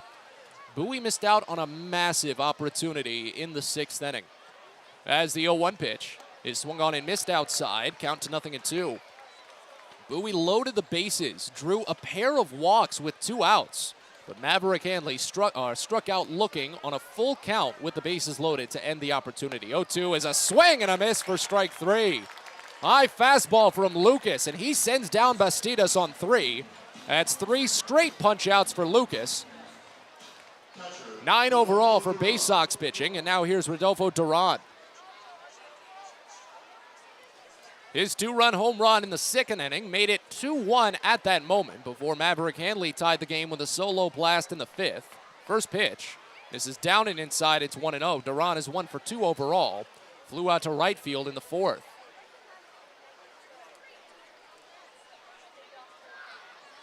Here's the 1-0. Down and inside again, a fastball. Count goes to 2 balls and no strikes. Lucas had a really strong outing against Akron his last time through. I was talking about how he had given up the walk-off single in the first game of that series. The 2-0 pitch, swing and a miss on a low curve. It's 2-1. But again, that runner didn't belong to him. Lucas came in when the game had already been tied. Bowie went into the 9th with a 2-run lead, but gave up 3 runs to lose. Lucas was just the only pitcher to face 1 batter. The runs weren't his, it was just there. 2-1 pitch. Called a strike. Nice fastball to nick the outside edge. 2-2. But then you go back to his last appearance. It was on the 13th. It's part of the doubleheader for Bowie. That one that Saturday. He came in following a short outing from Ryan Watson and really picked up the pieces. 2-2 pitch. Curveball fouled off right side. Count holds. Lucas came in after Watson had to leave in the 4th and retired 7 straight, and that was it. Struck out 4 batters and just walked back to the dugout with that smile on his face. Here's the 2-2. Check swing, high fastball. Clearly missed, and it runs the count full. But Lucas, he's definitely been the biggest smiler on the team. He always walk around, he just looks happy to be where he's at, have his feet on the ground. The 3-2 pitch to Duran. Swing and a miss for strike 3. Changeup falls out of the bottom of the zone. 4 straight strikeouts for Lucas. 10 overall for Baysox pitching. First baseman, Eric Weatherman. He reminds me a lot of Brandon Young in that fact. Easton Lucas. Just happy to be where he's at. Happy to be continuing on the journey as the first pitch to Eric Wagman is punched over to second. Quick reaction off the wrist of Norby. He recovers, fires to first, and a stretch pulls Dashbach's foot off of the base. I'm not so sure it did. It'll be an E4. That allows Wagman to reach. Bowie isn't going to make a fuss about it. But boy, did it really look like Dashbach was able to keep his foot there, even if momentarily stretched it out far enough, but still seemed to be there the whole way. So that extends the inning when it should have ended. If anything comes to pass, it will be unearned against Lucas as we wait on the first pitch. Time called by Max Burt, the number 9 batter.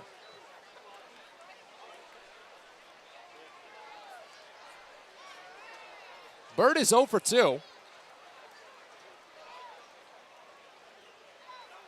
First pitch to him is swung on and missed. A curveball down and away. It's 0-1 to start.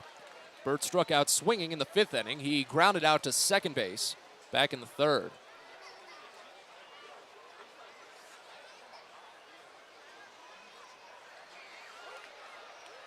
Oh, 1.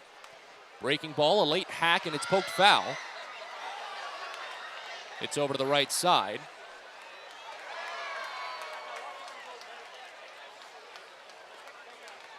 And it runs the count quickly to 0-2.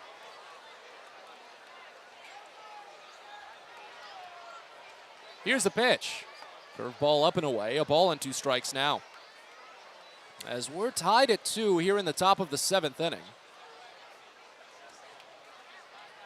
Bowie and Somerset have been using the long balls today. A pair of solo blasts for Bowie and a 2-run home run for Somerset.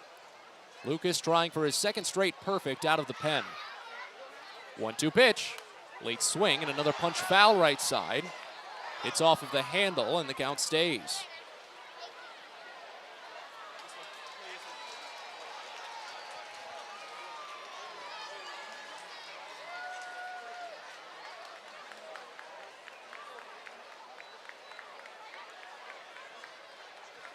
The next 1-2, swing and a miss for strike 3. Curveball down and inside. Lucas works around the error and strikes out the side here in the 7th. It's time to stretch here at Prince George's Stadium as Bowie and Somerset are tied at 2. You're listening to Baysox Baseball. Baseball is a game of specialists. Base stealers, closers, cleanup hitters. Together, they help their team stand out from the rest. Specialists also help set Chesapeake Employers Insurance apart from other workers' compensation insurance companies. Our health services team includes orthopedic surgeons, nurse case managers, a physical therapist, and more, all to get your employee back to work, contain costs, and keep premiums down. That's teamwork. To learn more, connect with your agent or visit Chesapeake Employers at CEIWC.com. On the Green Incorporated is your lawn care team, providing professional organic-based lawn care programs for residential and commercial lawns. Our lawn care programs provide ballpark quality results. Each service is custom tailored with guaranteed results for even the toughest lawns. On the Green also offers outdoor pest control services. Mosquitoes, ants, ticks, and more. Safely and effectively control insects and enjoy the outdoors this summer with On the Green Incorporated. Go to onthegreeninc.com. Get your gear and memorabilia from your favorite Baysox players and future stars of the Baltimore Orioles at the Tackle Box Team Store. Jerseys, hats, autographed bats and balls, all at great prices. Located right at the main gate at Prince George's Stadium and online at BaysoxShop.com, the Tackle Box is the only place to get the best Baysox gear for you and your favorite fan. It's the Tackle Box at Prince George's Stadium and at BaysoxShop.com.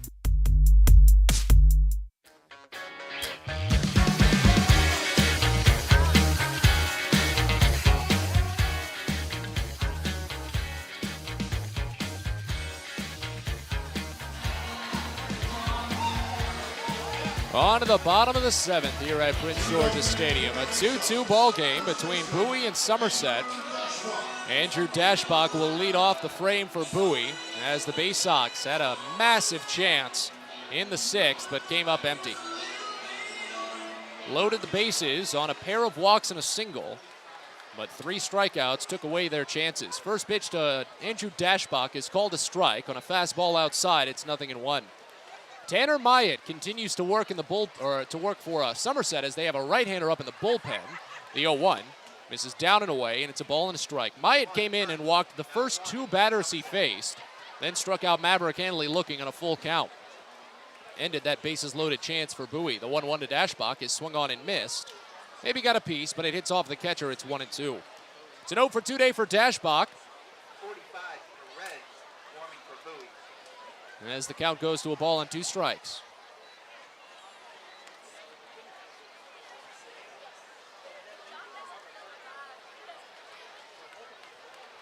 Here's the 1-2. Way outside, 2-2. So Bowie has a right-hander tossing. Somerset has a right-hander tossing as well. The Baysox get Hector Perez up. Well, Somerset has Nick Ernst, the 2-2. Outside, and it's full. Second full count that Dashbach has worked today. And I'll bring it up. I'll bring it up each time until he does it. Dashbach still does not have a base hit on full counts this season. The most peculiar stat of the year. He strikes out on half of his full counts. The payoff. Down and away, ball 4. He draws a walk in about 40% of his full counts. That is the 41st walk of the year for Andrew Dashbach. That puts him into a tie with Gunnar Henderson for the most walks on the team this season. For context, Gunnar Henderson has not played a game with the Bowie Baysox since the first week of June, and it is August 19th. Here's Colton Kauser. First pitch misses down and in and gets by. Finally, one skips past Rodolfo Duran. He had been such a brick wall behind the plate. The wild pitch puts Dashbach into scoring position.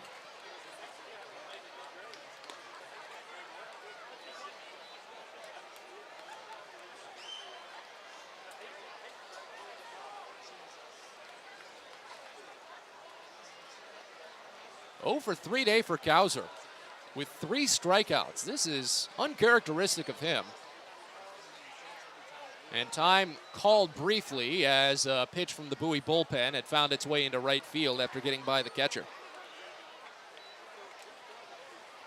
Kauser has struck out 4 times in a game only once this season, and that was back in May when he was with High A Aberdeen. As they've got the shift on for him here.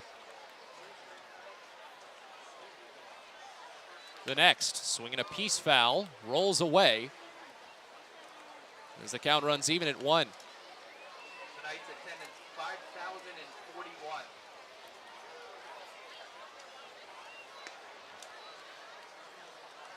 Bowie has gotten the leadoff batter on base in each of the last 5 innings now. And only once has that batter scored. 1-1. Kauser takes a half swing on a breaking ball down. It's called for a strike. He probably would have gotten rung up on an appeal for the check anyway, and it runs the count to 1-2. The only time that Bowie got that leadoff batter on base and scored was Maverick Hanley's home run in the 5th. 1-2. Down and inside. 2-2 on Kauser.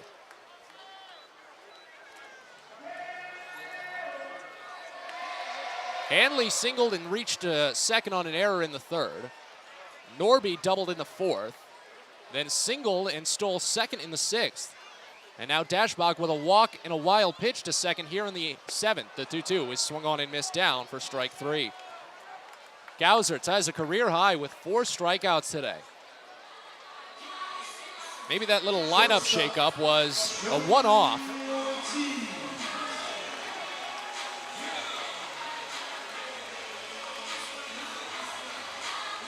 As Joey Ortiz steps in.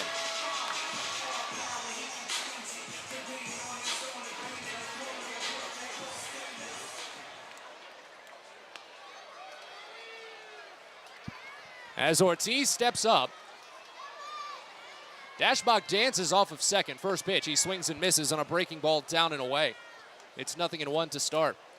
So I'd given some of those numbers earlier that Bowie leads the league in placing that first batter of an inning on base. They have the highest on-base percentage, the highest slugging percentage, the highest batting average from the first batter of an inning all season. Leads the Eastern League in all three of those slash lines. As the 0-1 to Ortiz slides too far down and away, and the count runs even at a ball and a strike. But Bowie also has the second most strikeouts this year with runners on base, and they lead the league with runners left on base. As the 1-1 is hammered on a line to left field, but it'll be kept in play by Burt. He runs in, now runs back and makes the catch as the ball held up a little longer than he anticipated. Ortiz got a good crack on it, but didn't get a full barrel. Timing-wise, it was great, but it's a line out to left, and there's quickly two gone.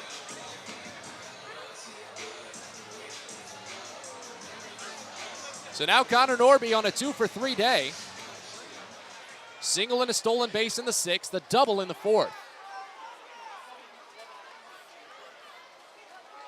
First pitch, swing and a miss, breaking ball down, it's 0-1. The Baysox have left on over 800 base runners this season. Again, that is the most in the Eastern League this year. And an average of 7 1/3 per game, so over 7. Here's the 0-1. Swinging a piece foul, rolled over to the left side. Count already 0-2 on Norby, who's been to second base and to third base tonight, but has not been able to score. And that's what's been so devastating when read in conjunction with Bowie's 1-run losses this season. You leave 7 runners on base in a game on average. You're going to leave a handful in scoring position. The 0-2 pitch. Norby pops it up behind home plate. This one looks playable for Duran, but now he's sprinting to the warning track and makes the catch.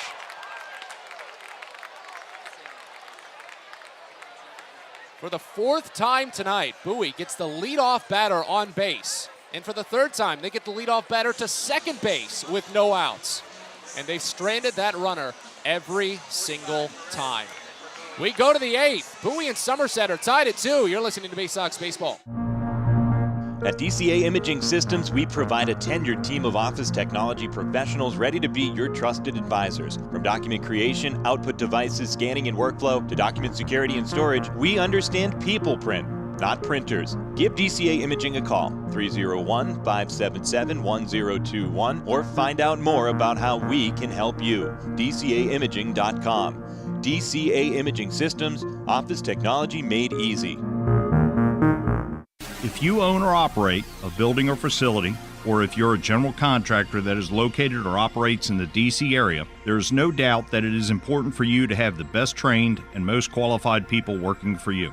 Members of Steamfitters UA Local 602 provide the highest level of HVAC, mechanical, and specialty piping services to the various customers we serve. For more information about the services we provide and for a list of companies you can hire, please visit steamfitters-602.org. Get the best deals at Prince George's Stadium with weekly promotions all season. Tuesdays are Military Appreciation Night. Purchase a box seat at the ticket office with a proof of service and you'll only pay half price. Bring along your furry friend on Woof Wednesday, and it's the best happy hour around every Thursday from 5 to 6:30. $2 Bud and Bud Light drafts with other beer specials throughout the year, and live music to get your night started. It's always a great time at the ballpark, so get your tickets now at Baysox.com.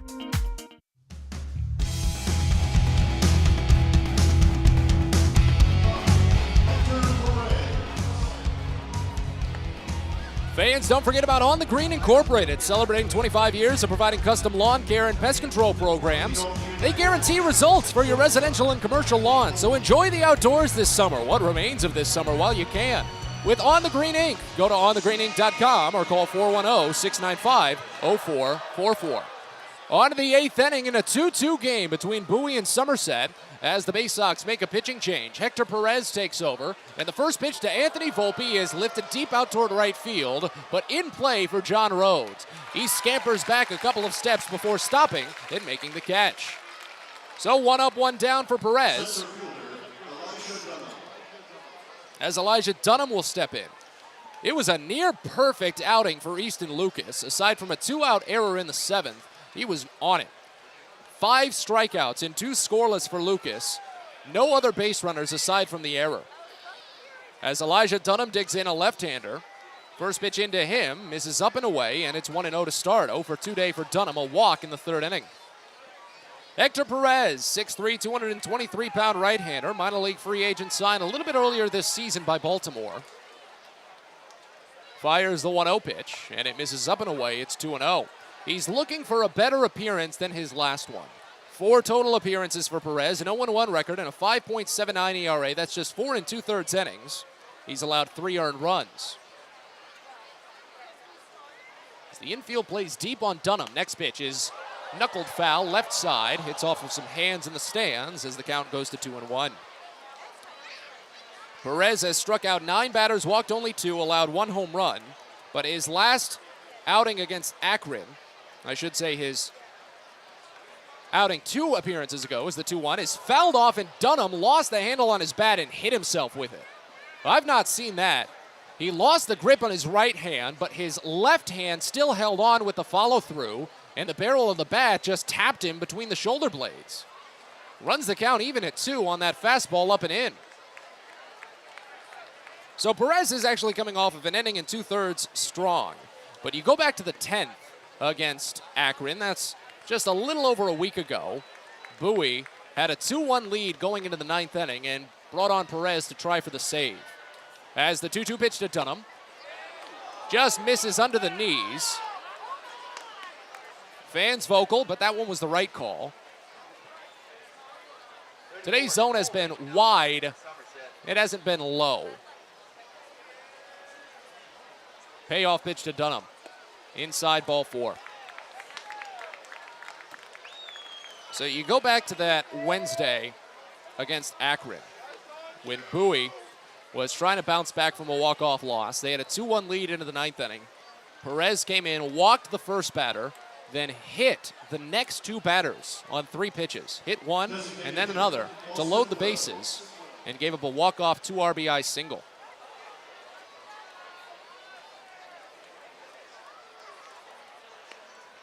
First pitch to Austin Wells, misses down and in.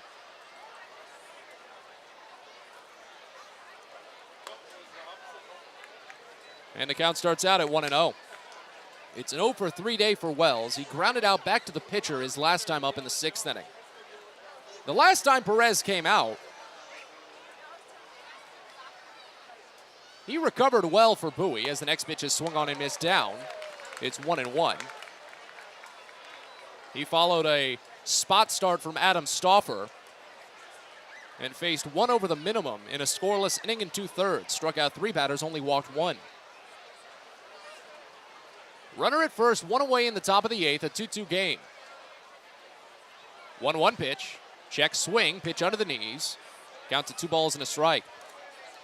But Perez has that big league experience. Time spent with Toronto.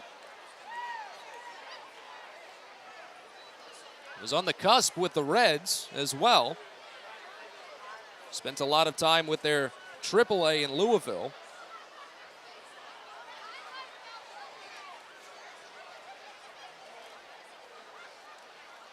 As he fires the 2-1 here, outside. It's 3 balls and a strike. But Baltimore, of course, is trying to see what they can maybe get out of him.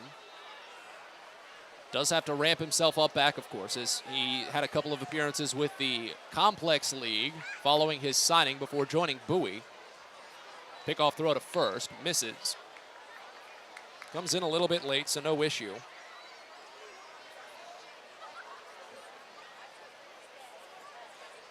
As they've got a shift on here for Wells.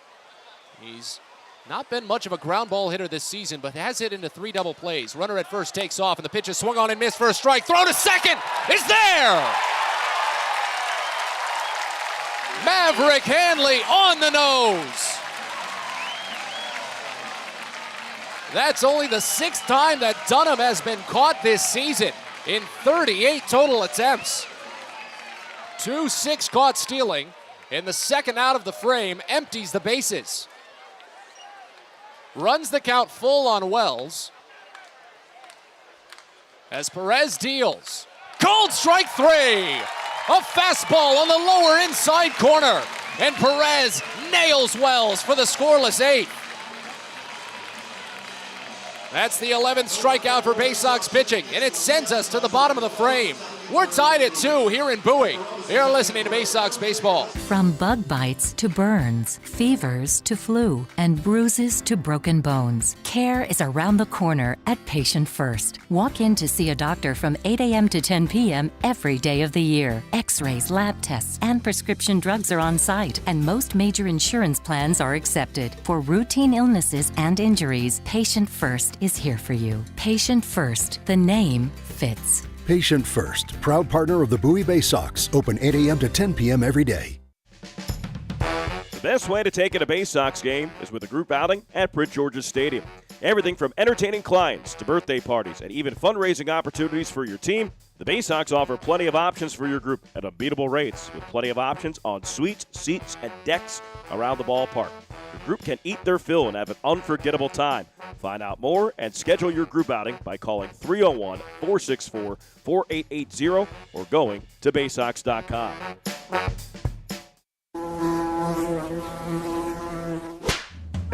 Pest Now is proud to partner with the Bowie Baysox and provide their pest control services. For all your residential and commercial pest control needs, call Pest Now. For general pest control, termite control, mosquito control, and all other pest control services, call Pest Now. You can reach us at 301-231-8300 or visit us online at www.pestnow.com.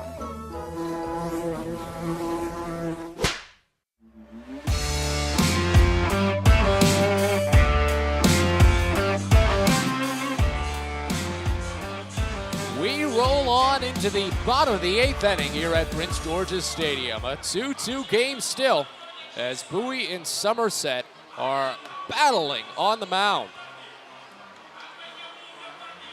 Tanner Myatt is done for the day. Right-handed reliever finished with just 1 1/3 inning.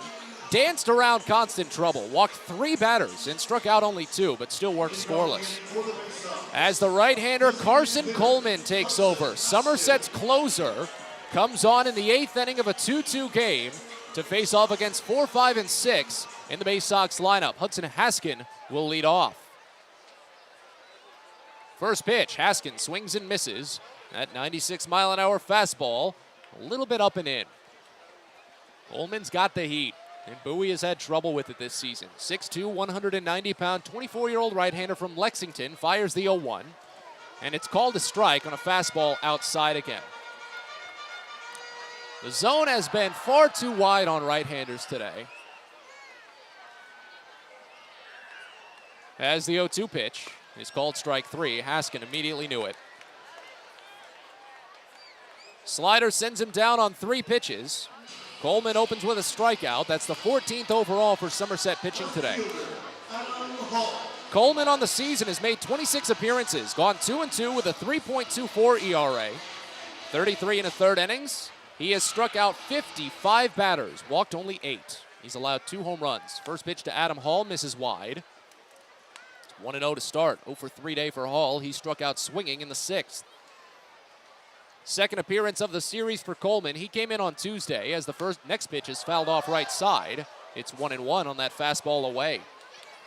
Coleman has made 3 total appearances against the Baysox. He's combined for 4 1/3 innings, has not walked a batter, has allowed only 1 hit, and has struck out 8. As the next pitch to Hall is fouled off right side, it's 1-2.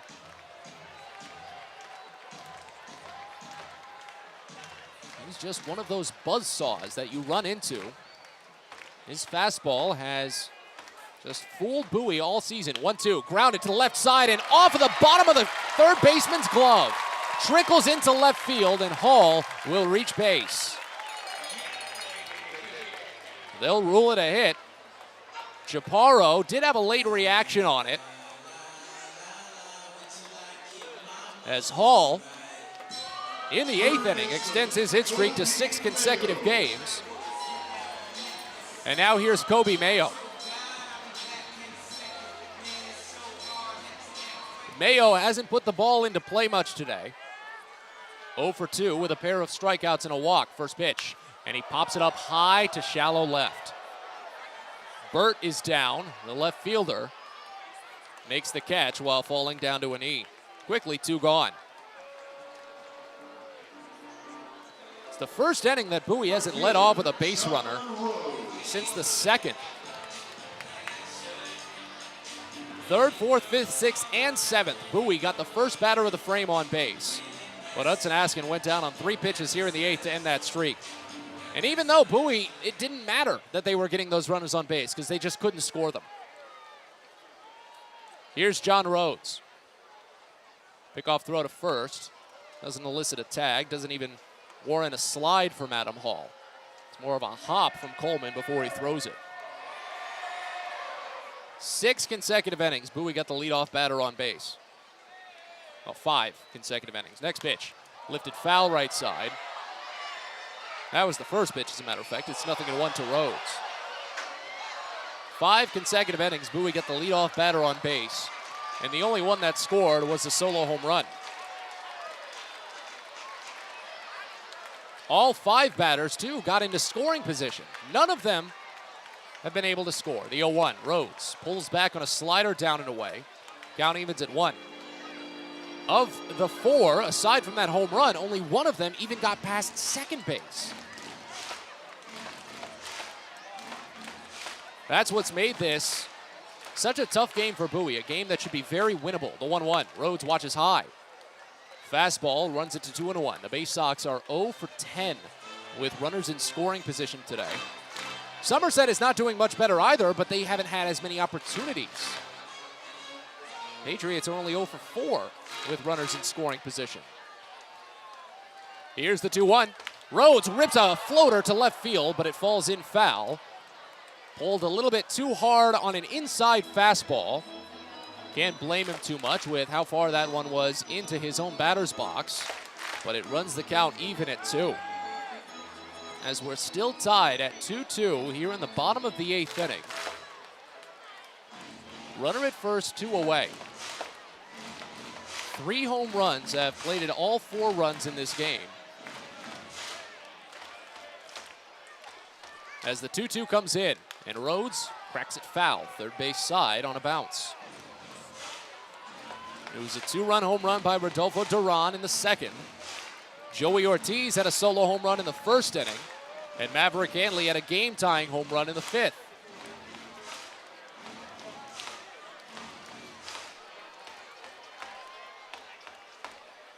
Two-two pitch. Rhodes watches away, and it gets by. Hall will advance to second. Wild pitch puts him into scoring position. It's the second wild pitch today, first from Coleman. And it runs the count full on Rhodes.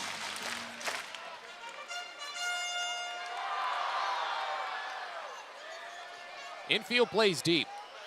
Outfield a shade the other way for the right-hander. They're not as deep. The payoff. Rhodes watches a called strike 3. That fastball was in the other batter's box. This has not been a good called game. Not by any margin. Bowie strands a runner in scoring position. And we go to the 9th, a 2-2 game. You're listening to Baysox Baseball. Well, it's the night that all Orioles fans should have circled on their calendar. Sunday, August 21st, when the Baysox celebrate Birdland. We know you're already loud and proud at Prince George's Stadium, but you don't want to miss this game, as the Baysox will be giving away special mystery autographed items from the 2022 team. The first 750 fans ages 3 and up will receive a mystery autographed item, so be sure to get your tickets fast. Sunday, August 21st, the Birdland celebration. Go to Baysox.com. Celebrate the history of our national pastime at the National Baseball Hall of Fame and Museum in Cooperstown. See priceless treasures that will bring your baseball memories to life. Connect with events that have shaped and changed the game and our country. Our stories to tell, your memories to share. Plan your family visit today at baseballhall.org. See you in Cooperstown, where the journey becomes legend. Baseball is a game of specialists. Base stealers, closers, cleanup hitters. Together, they help their team stand out from the rest. Specialists also help set Chesapeake Employers Insurance apart from other workers' compensation insurance companies. Our health services team includes orthopedic surgeons, nurse case managers, a physical therapist, and more, all to get your employee back to work, contain costs, and keep premiums down. That's teamwork. To learn more, connect with your agent or visit Chesapeake Employers at CEIWC.com.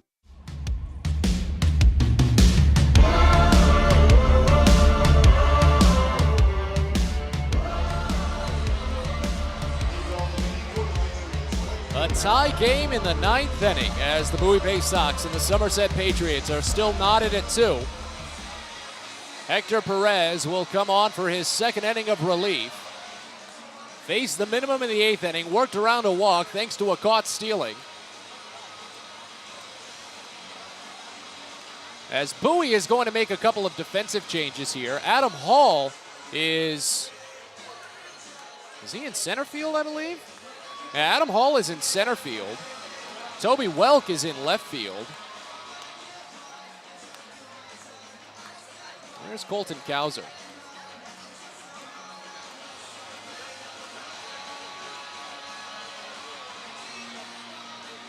John Rhodes is still in right field.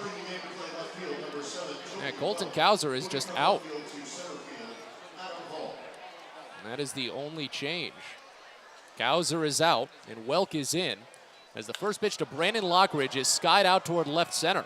Easy play for Hall. He camps and catches. There's one gone. So Kauser was set to bat third in the bottom of the 9th inning, but he's 0 for 4 with 4 strikeouts. Perhaps Bowie is just making a slight change to get Welk in.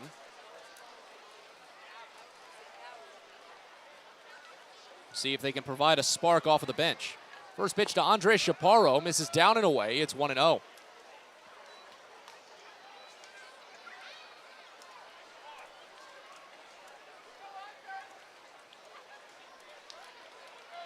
Next pitch, check swing. He went. Home plate umpire rings him up on it. A breaking ball down and away. It's 1-1. Second plate appearance for Chaparro as he replaced Jason Rosario back in the 5th inning. Chaparro struck out swinging in the 6th against Easton Lucas. Next pitch, called a strike. 96-mile-an-hour fastball. Still kind of wide. But Perez will take it. Bases empty, 1 away. Massive shift on as always for the right-hander. The 1-2 from Perez. Swinging a hard hit ball, but foul. That's the power from Chaparro that had him 2 home runs in the first 2 games of this series. And it leads you to be careful now.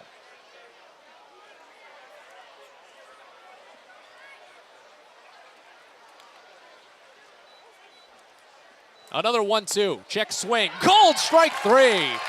A changeup down and inside, and Chaparro is vocal about this one.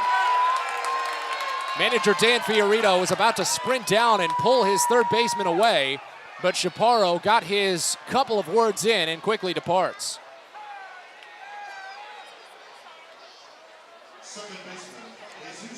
Second strikeout for Hector Perez, and now Jesus Bastidas will bat. First pitch, right-hander, watches a called strike under the knees. Oh my gosh. This zone has not been good today. That fastball was well low, but it's 0-1 to start. Here's the 0-1. Bouncing ball, foul. Third base side, quickly make it 0-2. As we're tied at 2 here in the top of the 9th inning, Bowie will have 8, 9, and 1 set to bat to try and walk it off.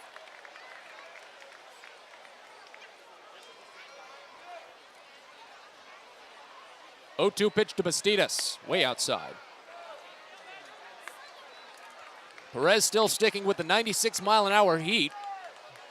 As it runs the count to a ball and 2 strikes, Bastidas 0 for 3 on the day.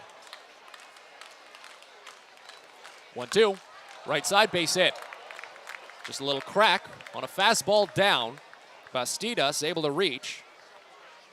That's the first base hit for Somerset since Eric Wagman led off the 5th inning with a double. He didn't even get to third base in that frame.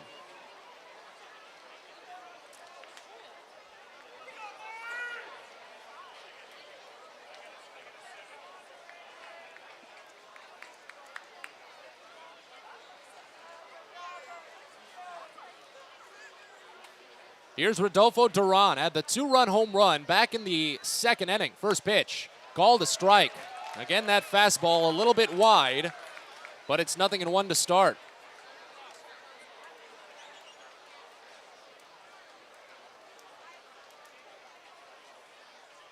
Perez deals. Nice curveball, finds the inside edge to run it to 0-2. Want a rebound here. Back-to-back batters with 2 strikes to try and end this.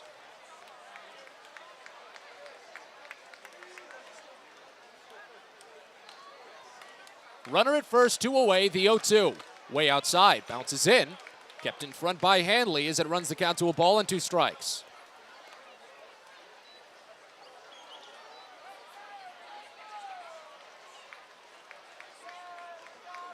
A 2-2 game here in the 9th. Perez looks for his 2nd scoreless inning. Pickoff throw to first. A little bit offline, and Perez kind of telegraphed the throw.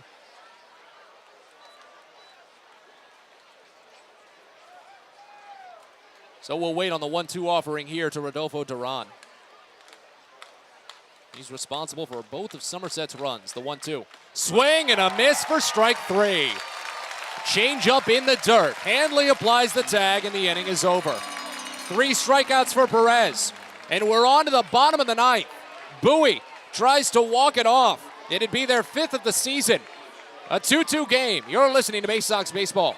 Most people don't know what a steam fitter is. More importantly, what we do and how much it impacts you. Just take a moment to think about what your world would look like if you didn't have the ability to generate electricity, to have heating or air conditioning, microchip production, internet service, web-based storage, cellular service, and frozen or refrigerated produce. Could you imagine? And these are just some of the things that we impact. Please visit steamfitters-602.org and let's talk about how we can bring value to you.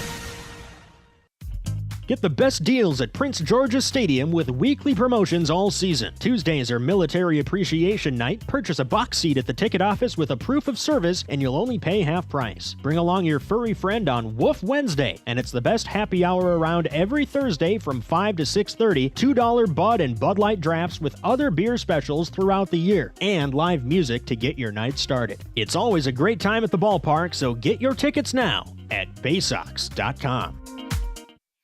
Sky Shooter Displays by ZY Pyrotechnics will be lighting up the sky with top-of-the-line fireworks shows following Baysox games all season long. We will give you the best bang for your buck. Sky Shooter Displays include traditional shows, true pyro musicals, custom choreographed plays, and much more. The night sky is truly limitless, so don't be shy. Give ZY a try. Find out more by calling us at 570-328-1361 or visit us online, zypyrotechnics.com.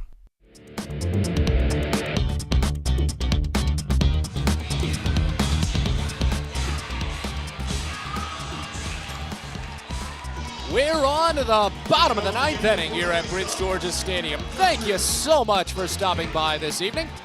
Matt Samanis with you from the ballpark in Bowie as we've got a 2-2 game. The Baysox try for their 5th walk-off win of the season as they've got 8-9-1 set to bat with Maverick Hanley, Andrew Dashbach, and Toby Welk. First pitch. Hanley smacks it up the line, first base side and foul. 0-1 to start. Carson Coleman is still on the mound for Somerset. He had a scoreless 8th inning with a single and 2 strikeouts. While Bowie gets a left-hander up in the bullpen should this game extend into the 10th. Here's the 0-1 pitch. Hanley checks his swing on a slider called for strike in the lower outside corner. Count to 0-2. It's a 2-for-3 day for Hanley. He had the game-tying home run in the 5th inning. It's been 2-2 since. The 0-2. Breaking ball misses high. Runs the count to a ball and 2 strikes. The outfield plays him deep and shifted the other way. A no doubles defense for now. As the 1-2 pitch is called strike 3. Bowie has still not found an answer for Carson Coleman, as that slider just hit chest high, right down the middle of the plate. Third strikeout for Coleman. 16th overall for Somerset pitching. That's one shy of tying a season's high against Bowie batters. Here's Andrew Dashbach, 0 for 2 with a walk. First pitch. Called a strike. Same slider that rung up Handley. It's 0-1. Well, at the rate this game is going, at the rate these 2 innings have gone for Coleman, Bowie is going to need extra innings to win this game because the next pitch is another called strike on that same slider. Bowie just can't see it. They need Coleman to be gone. As the 0-2 pitch is swung on and missed for strike 3. Low curveball. Coleman's got his 4th strikeout, 17 for Somerset pitching. And it hurts for Bowie to be in this situation considering the runners that they've left on base. Toby Welk will bat. He came in for Colton Kauser in the last half inning. It's his first plate appearance as Kauser went 0 for 4 with 4 strikeouts. The first pitch, and Welk pops it up. Right side of the infield as we're probably headed to extras. Bastidas is out, and the second baseman makes the catch. Bowie goes down in order in the 9th, and we're headed to the 10th.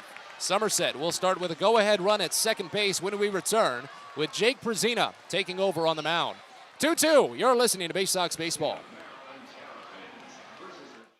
Sky Shooter Displays by ZY Pyrotechnics will be lighting up the sky with top-of-the-line fireworks shows following Baysox games all season long. We will give you the best bang for your buck. Sky Shooter Displays include traditional shows, true pyro musicals, custom choreographed plays, and much more. The night sky is truly limitless, so don't be shy. Give ZY a try. Find out more by calling us at 570-328-1361 or visit us online, zypyrotechnics.com.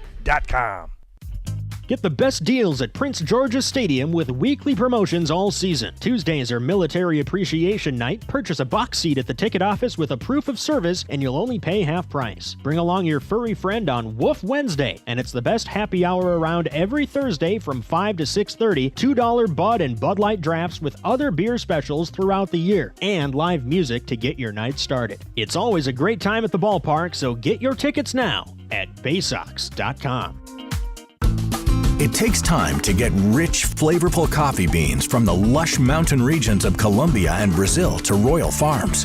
But less than a minute to get yourself a delicious hot cup of the finest and freshest coffee in the world. Because Royal Farms' new Swiss-made coffee machines grind those rich, flavorful coffee beans and brew them one magnificent cup at a time. It's why Royal Farms makes the freshest and best coffee in the world. Real fresh, real fast. Royal Farms.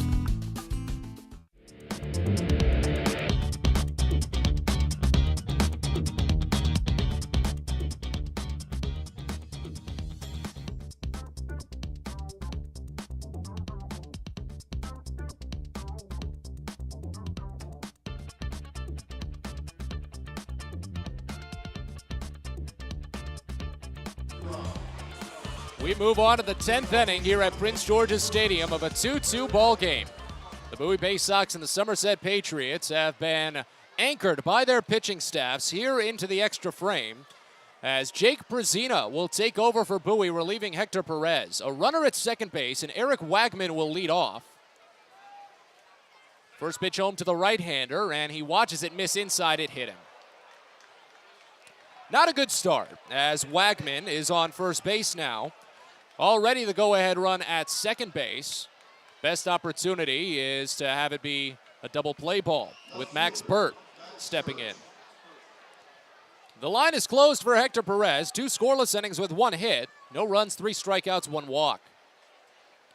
Rodolfo Duran is the runner at second base. This season, Somerset is 4-6 in extra inning games. The Baysox are 2-8. Bird is 0 for 3. Infielders play in as the first pitch misses outside. It's 1-0. Corner infielders play in. Middle infielders have a chance to turn 2.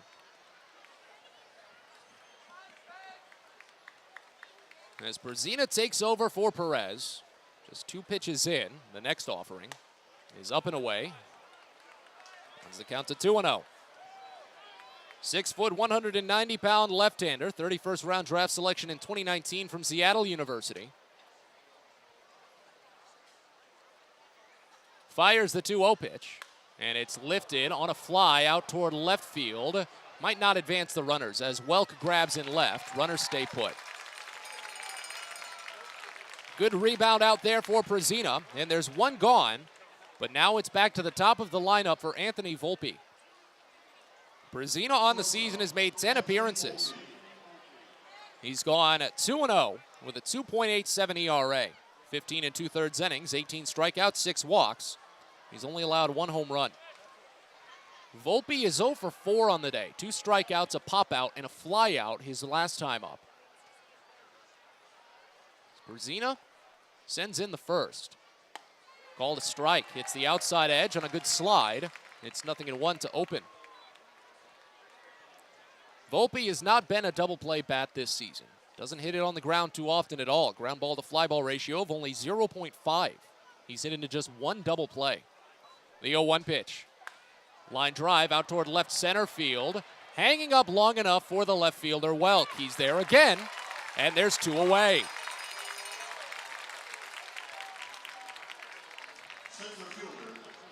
The exact contact that Brezina would be hoping for here. Now with a chance to escape the frame and set Bowie up for a potential walk-off win. In the bottom of the 10th, Toby Welk will start the inning at second base. As Elijah Dunham steps in, an 0 for 2 day with 2 walks. First and second with 2 outs. The first pitch. Dunham watches a called strike. Curveball hits the outside edge, it's 0-1. This is a major game for Bowie. They need to pull ahead. Thanks to an eerie loss earlier today, they could gain ground in the Southwest Division. The 0-1 pitch. Swing and a miss. Curveball tails well outside, and it's 0-2.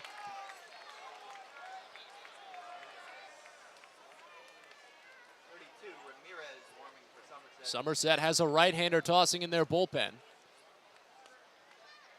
As the 0-2 pitch just misses under the knees. Another curveball couldn't get him to chase, and it runs to 1-2. It's Emmanuel Ramirez, but he hasn't thrown long enough. Leads you to believe that Carson Coleman will still take the bottom of the 10th. Bowie still has not found an answer for Coleman this season. First and second with 2 outs. The 1-2 to Dunham. Just misses down and away. Another curve. That's 3 straight from Brezina as he tries to get him to chase. The count runs even at 2. Runner started at second. Eric Wagman was hit by the first pitch of the 10th, and then back-to-back flyouts to left field. Now the 2-2 to Dunham. Popped him up. Shallow left. Backing up a little bit Welk now, but he's got it read and makes the catch. 3 straight flyouts to left. Toby Welk receives them all, and he will start the inning as a potential winning run at second base. We go to the bottom of the 10th at Prince George's Stadium. Bowie and Somerset tied at 2. You're listening to Baysox Baseball. From sprains to stitches, sore throats to stomach aches, and pulled muscles to poison ivy, care is around the corner at Patient First. Walk in to see a doctor from 8 a.m. to 10 p.m. every day of the year. X-rays, lab tests, and prescription drugs are on site, and most major insurance plans are accepted. For routine illnesses and injuries, Patient First is here for you. Patient First, the name fits. Patient First, proud partner of the Bowie Baysox, open 8 a.m. to 10 p.m. every day.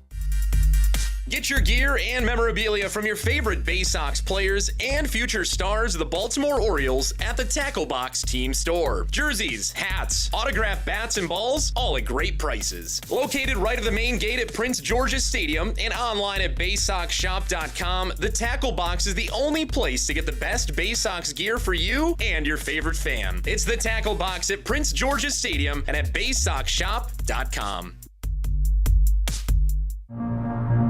At DCA Imaging Systems, we provide a tenured team of office technology professionals ready to be your trusted advisors. From document creation, output devices, scanning and workflow, to document security and storage, we understand people print, not printers. Give DCA Imaging a call, 301-577-1021, or find out more about how we can help you. DCAimaging.com.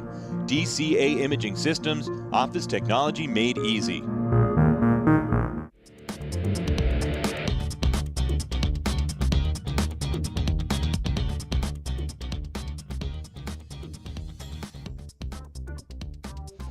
We move on to the bottom of the 10th inning here at Prince George's Stadium as Bowie has an opportunity to collect their 5th walk-off win of the season.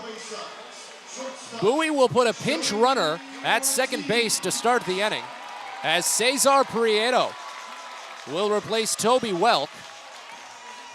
Somerset continues to go with Carson Coleman on the mound. He's been lights out for the Patriots this season, especially against the Baysox. But a runner in scoring position and no one out is a massive opportunity. Bowie has had their trouble, though, with runners in scoring position today. They're a combined 0 for 11 with runners in scoring position. Corner infielders will play in as the number 2 batter, Joey Ortiz, leads off. Coleman has 2 scoreless innings under his leg already. 3 strikeouts and a single. Ortiz 1 for 4 with a solo home run back in the first. The first pitch he squares and puts it down on the ground over to first. They can only go back to first and it beats out Ortiz. The winning run is 90 feet away with 1 out. The sacrifice is successful. It goes 3-4. And now all Conor Norby has to do is get it deep out of the infield and Prieto can sprint home. The entire infield will play in. The outfield will play shallow as well. Norby is 2 for 4 on the day. The first pitch, Norby fouls it off. Tried to win it there on a high changeup. It's 0-1 to start. Norby is the last batter that Coleman has not seen today.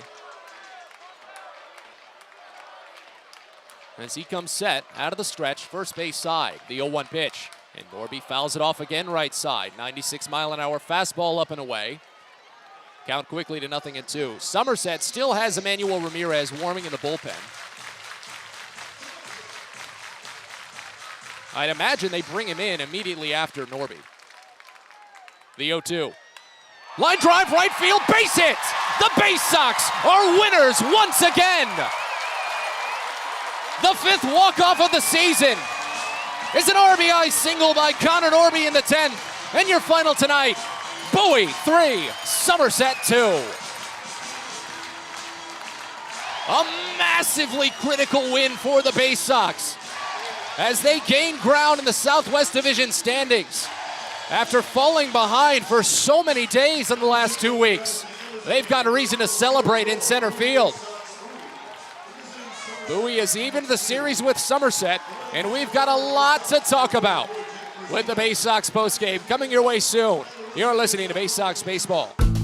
It takes time to get rich, flavorful coffee beans from the lush mountain regions of Colombia and Brazil to Royal Farms. But less than a minute to get yourself a delicious hot cup of the finest and freshest coffee in the world. Because Royal Farms' new Swiss-made coffee machines grind those rich, flavorful coffee beans and brew them one magnificent cup at a time. It's why Royal Farms makes the freshest and best coffee in the world. Real fresh, real fast. Royal Farms.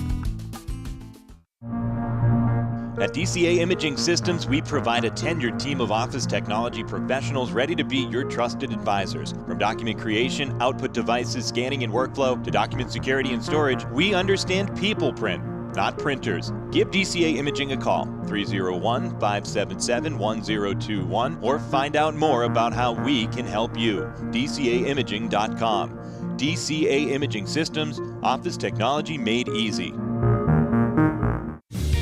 Fielder's Choice Flex Packs with the Bowie Baysox. The best value to see the best games at Prince George's Stadium. You could save up to 30% on your selected seat from day one and enjoy a number of exclusive member benefits, including flexible exchange options, discounts on suite rentals, special access to the Diamond View restaurant, and a free members collectible at your first home game of the year. Get your pack now by calling 301-464-4865 or heading online to baysox.com. At Luminous Health, we want you to feel your best. This summer, take the time to catch up on your annual health screenings. Visit us at our Anne Arundel Medical Center, Doctors Community Medical Center, or one of our primary care offices in your neighborhood. At Luminous Health, you are the MVP. Learn more at luminoushealth.org. It's now time for the Bowie Baysox post-game show. Let's head back to the ballpark with Matt Savanas. That was a much-needed win for the Bowie Baysox this evening, as Bowie collects their 5th walk-off win of the season, a 10-inning thriller with the Somerset Patriots, 3-2. As we get rolling here from Prince George's Stadium for Baysox postgame, Matt Sabatas with you from the ballpark in Bowie. We'll recap this game in depth and then look around the rest of the Eastern League, see how this win is going to help Bowie when it comes to their pursuit in the standings. But boy, oh boy, a critical win for Bowie after missing out on so many opportunities throughout the course of the game, opening up 0 for 11 with runners in scoring position as the game extended into extra innings, but Bowie was able to get it done. As we recap, go all the way back in time to the faraway land of 7:07 p.m. when the first pitch came home from Cade Povich to Anthony Volpe. It was a little bit high, and it was called a ball, but fortunately, Povich was able to strike out Volpe swinging. A Double-A debut starting with a strikeout. Couldn't ask for a better day from Cade Povich. He retired the side in order in the first, and in the bottom of the first, Bowie gave him an early lead. As the 1-1 pitch comes in, and Ortiz smashes it deep out to left field. Dunham's going back, and there it goes. Joey Ortiz says goodbye. His 15th home run of the season is a solo blast in the first, and Bowie leads 1-0.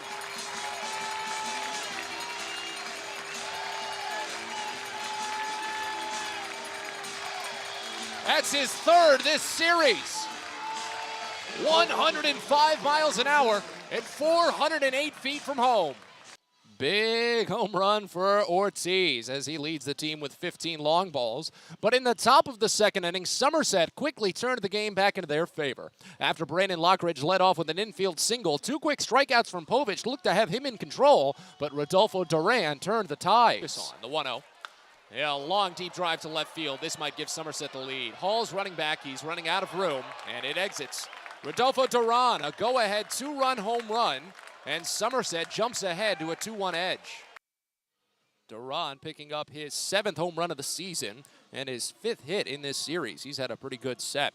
But as the game extended on, the pitchers had settled. Bowie was constantly pressuring Matt Sauer for Somerset, but they just couldn't get anyone across. In the bottom of the second, Bowie actually came up empty, 3 up, 3 down. That would be their only inning against Sauer that ended that way, while Somerset did get a 2-out walk in the third inning, coming up scoreless there. Bottom of the third, Bowie led off with a single, put him to second base, and stranded him. That's going to be a theme if you want to follow along. Top of the fourth, a scoreless frame from Cade Povich, and in the bottom of the fourth, Bowie got a leadoff double. Stranded that runner again. In the bottom of the fourth, it was back to, or in the top of the fifth, rather, it was back to Povich. He gave up a leadoff double and then gave Somerset a taste of their own medicine while striking out a batter and getting a pop out and a fly out to end the frame. In the bottom of the fifth, Bowie had a little bit of extra help. What seemed to be a line drive ball fortunately found its exit. Maverick Hanley tied the game up. First pitch to Maverick Hanley here is swung on and belted to deep center. Rosario is running back. He's still going at the wall. He leaps and it's off the top of the wall. It scurries away into center field. Hanley goes to second. He's on to third and he stops there. A leadoff triple for Maverick Hanley. His second of the season, and Bowie's in business in the fifth. So it looks to be that we've got a change of ruling here. The umpires have ruled that as a home run. Maverick Handley says goodbye. It hit over the wall, and Handley is going to be given a solo home run. A game-tying solo home run. His 9th of the season made it a 2-2 game, and we would be deadlocked from there. While Kate Povich pitched a scoreless 5th and took off the 6th, Easton Lucas came on and pitched cleanly. 5 strikeouts in 2 scoreless innings. Meanwhile, the Baysox were still peppering base runners and just couldn't score. Conor Norby led off the 6th with a single and got to third base but was left stranded. Andrew Dashbach opened the 7th with a walk and a wild pitch to put him at second with no outs, but he was left stranded. In the 8th, Adam Hall singled and moved to second on a wild pitch with 1 out, but he was left stranded. Meanwhile, after Lucas fired 2 scoreless frames, Hector Perez came on and matched him, faced 1 over the minimum with 3 strikeouts, a single and a walk, and in the 9th inning, Jake Prezina Prezina came on in the 10th. I'm thinking ahead. Perez tossed the scoreless 9th, while the Baysox did go down in order in the 9th against Somerset's closer, Carson Coleman. Coleman was brought back out for the 10th inning. Jake Prezina, though, opened the 10th inning by hitting a batter. Things were looking dicey. As that runner at second still stood tall, Prezina worked 3 straight flyouts to left field. The runners had to stay put, and the inning was over. And we went to the bottom of the 10th. Cesar Prieto led off the frame at second base. Joey Ortiz placed a perfect sacrifice bunt toward first, and that set the table for Conor Norby to send Bowie home happy. The 0-2. Line drive, right field, base hit! The Baysox are winners once again! The 5th walk-off of the season is an RBI single by Conor Norby in the 10th. And your final tonight, Bowie 3, Somerset 2. So your final box score, Somerset scores 2 runs on 4 hits with 1 error. They left on 7. Bowie scores 3 runs on 7 hits with 2 errors. They left on 9. Jake Prezina is the winning pitcher. He moves to 3-0 on the year. As Carson Coleman takes the loss, he falls to 2-3. No save as the game was played in 2 hours and 51 minutes in front of a paid attendance at Prince George's Stadium of 5,041. With the loss, Somerset falls to 68-43 on the season. A 2-game losing streak for the Patriots as they're now 31-23 on the road, 22-13 in games decided by 1 run, and 4-7 in extra inning games. With the win, the Baysox move up to 55-57 on the year, a 2-game winning streak for Bowie, as they move to 30-25 at home, 17-25 in games decided by 1 run, and 3-8 in extra inning games. With the win, Bowie is now 28-15 in the second half. Somerset falls to 24-18.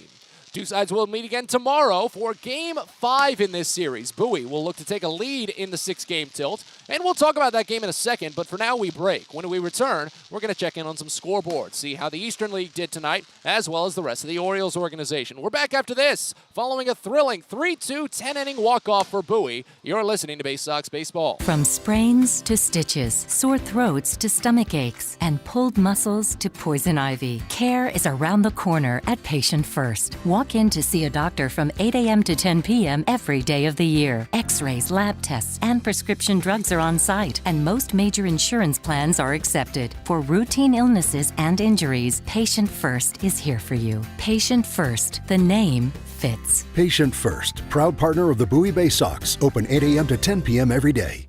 The Baysox are calling all deadheads to make their way out to Prince George's Stadium on Friday, August 26th for Grateful Dead Night. With special themes and music all night throughout the game, it'll culminate in a Grateful Dead-themed fireworks show to cap the evening.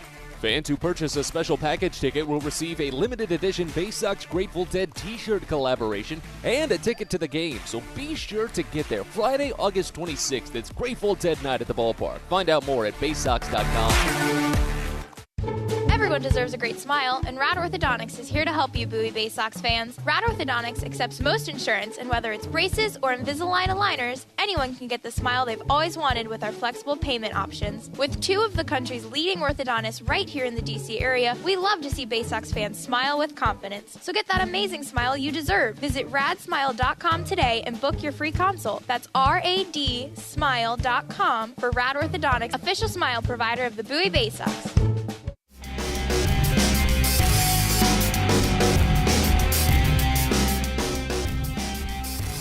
Well, a nice fireworks show to cap an electric win for the Bowie Baysox this evening. A 3-2 walk-off win for Bowie in 10 innings against the Somerset Patriots. As we get ready to wrap up Baysox postgame here from Prince George's Stadium, Matt Sabatis with you from the ballpark in Bowie. Let's take this opportunity to look around the rest of the Eastern League, see how some of the other teams fared at the end of the night. Of course, Bowie playing at 7:05 and going to extras are one of the latest finishers of the evening. As Hartford was able to sneak past New Hampshire tonight, 2-1 the final at Dunkin' Donuts Park. Portland put on 4 runs in the top of the 9th inning, coming from behind a 3-2 deficit to pick up a 6-3 win over Reading. Richmond demolished Binghamton 8-4. The game was much further apart than that final score initially seemed. Binghamton put on some late runs when the game was out of reach, and Altoona survived a rally from Harrisburg to pick up a 6-5 win. Of course, the game that Bowie is paying attention to more often than most, though, is the Erie Seawolves. And Erie, while getting a good start from one of their best prospects, Ty Madden, Tigers organizational star, tossed 6 scoreless innings and had Erie at a 1-0 lead into the 7th. But Akron was able to put on 2 runs against Joe Kuja in the 7th inning and held that the rest of the way. Akron picked up the 2-1 win, and Erie falls tonight. So Bowie gains ground in the Southwest Division. They are now just 1 game out of first place. Meanwhile, Akron is still 6 games out of first place, as is Altoona. The Rubber Ducks and the Curve are 5 games behind Bowie for second place. Altoona and Akron tied for third. Around the Orioles organization, it's been a long day up at AAA Norfolk as they're just moving into the top of the 9th inning at Harbor Park. 9-5, the Dolly Parton special as they host the Durham Bulls, trying to close that one out. They have runners at the corners, Durham, with 2 outs. Norfolk just ready to call it a night. They're still in action in Aberdeen. It has not been a good day for the Ironbirds. There were a combined 9 runs in the first inning, and Aberdeen departed that first inning with a 5-4 lead. But since then, Asheville, the Astros affiliate, has had all the cards. They put on 6 runs in the 6th to highlight what's been a 14-run effort. It's 14-7 in the bottom of the 9th. And then over in Low A, Delmarva had a 5 spot in the 3rd inning to help them cruise to a 6-3 win over the Salem Red Sox. But again, the score we care about most on this production is that of Bowie's, and it was a good one, as the Baysox pick up their 5th walk-off win of the season against the Somerset Patriots, 3-2 in 10 innings. 2 sides will be back at it again tomorrow for Game 5 of the series as Bowie looks to win their 3rd straight. Right-hander Justin Armbruster will get the start for the Baysox. He's 3-0 with a 3.98 ERA. Right-hander Randy Vasquez will toss for Somerset. He's 0-4 with a 3.99 ERA. It's a 6:35 first pitch on Saturday, which means a DCA Imaging Systems pregame show of 6:15. For now, though, we say so long. Matt Sabatis with you from Prince George's Stadium saying thank you so much for stopping by this evening. It has been quite a night as the Baysox pick up a walk-off win in 10 innings over Somerset, 3-2. We'll talk to you tomorrow.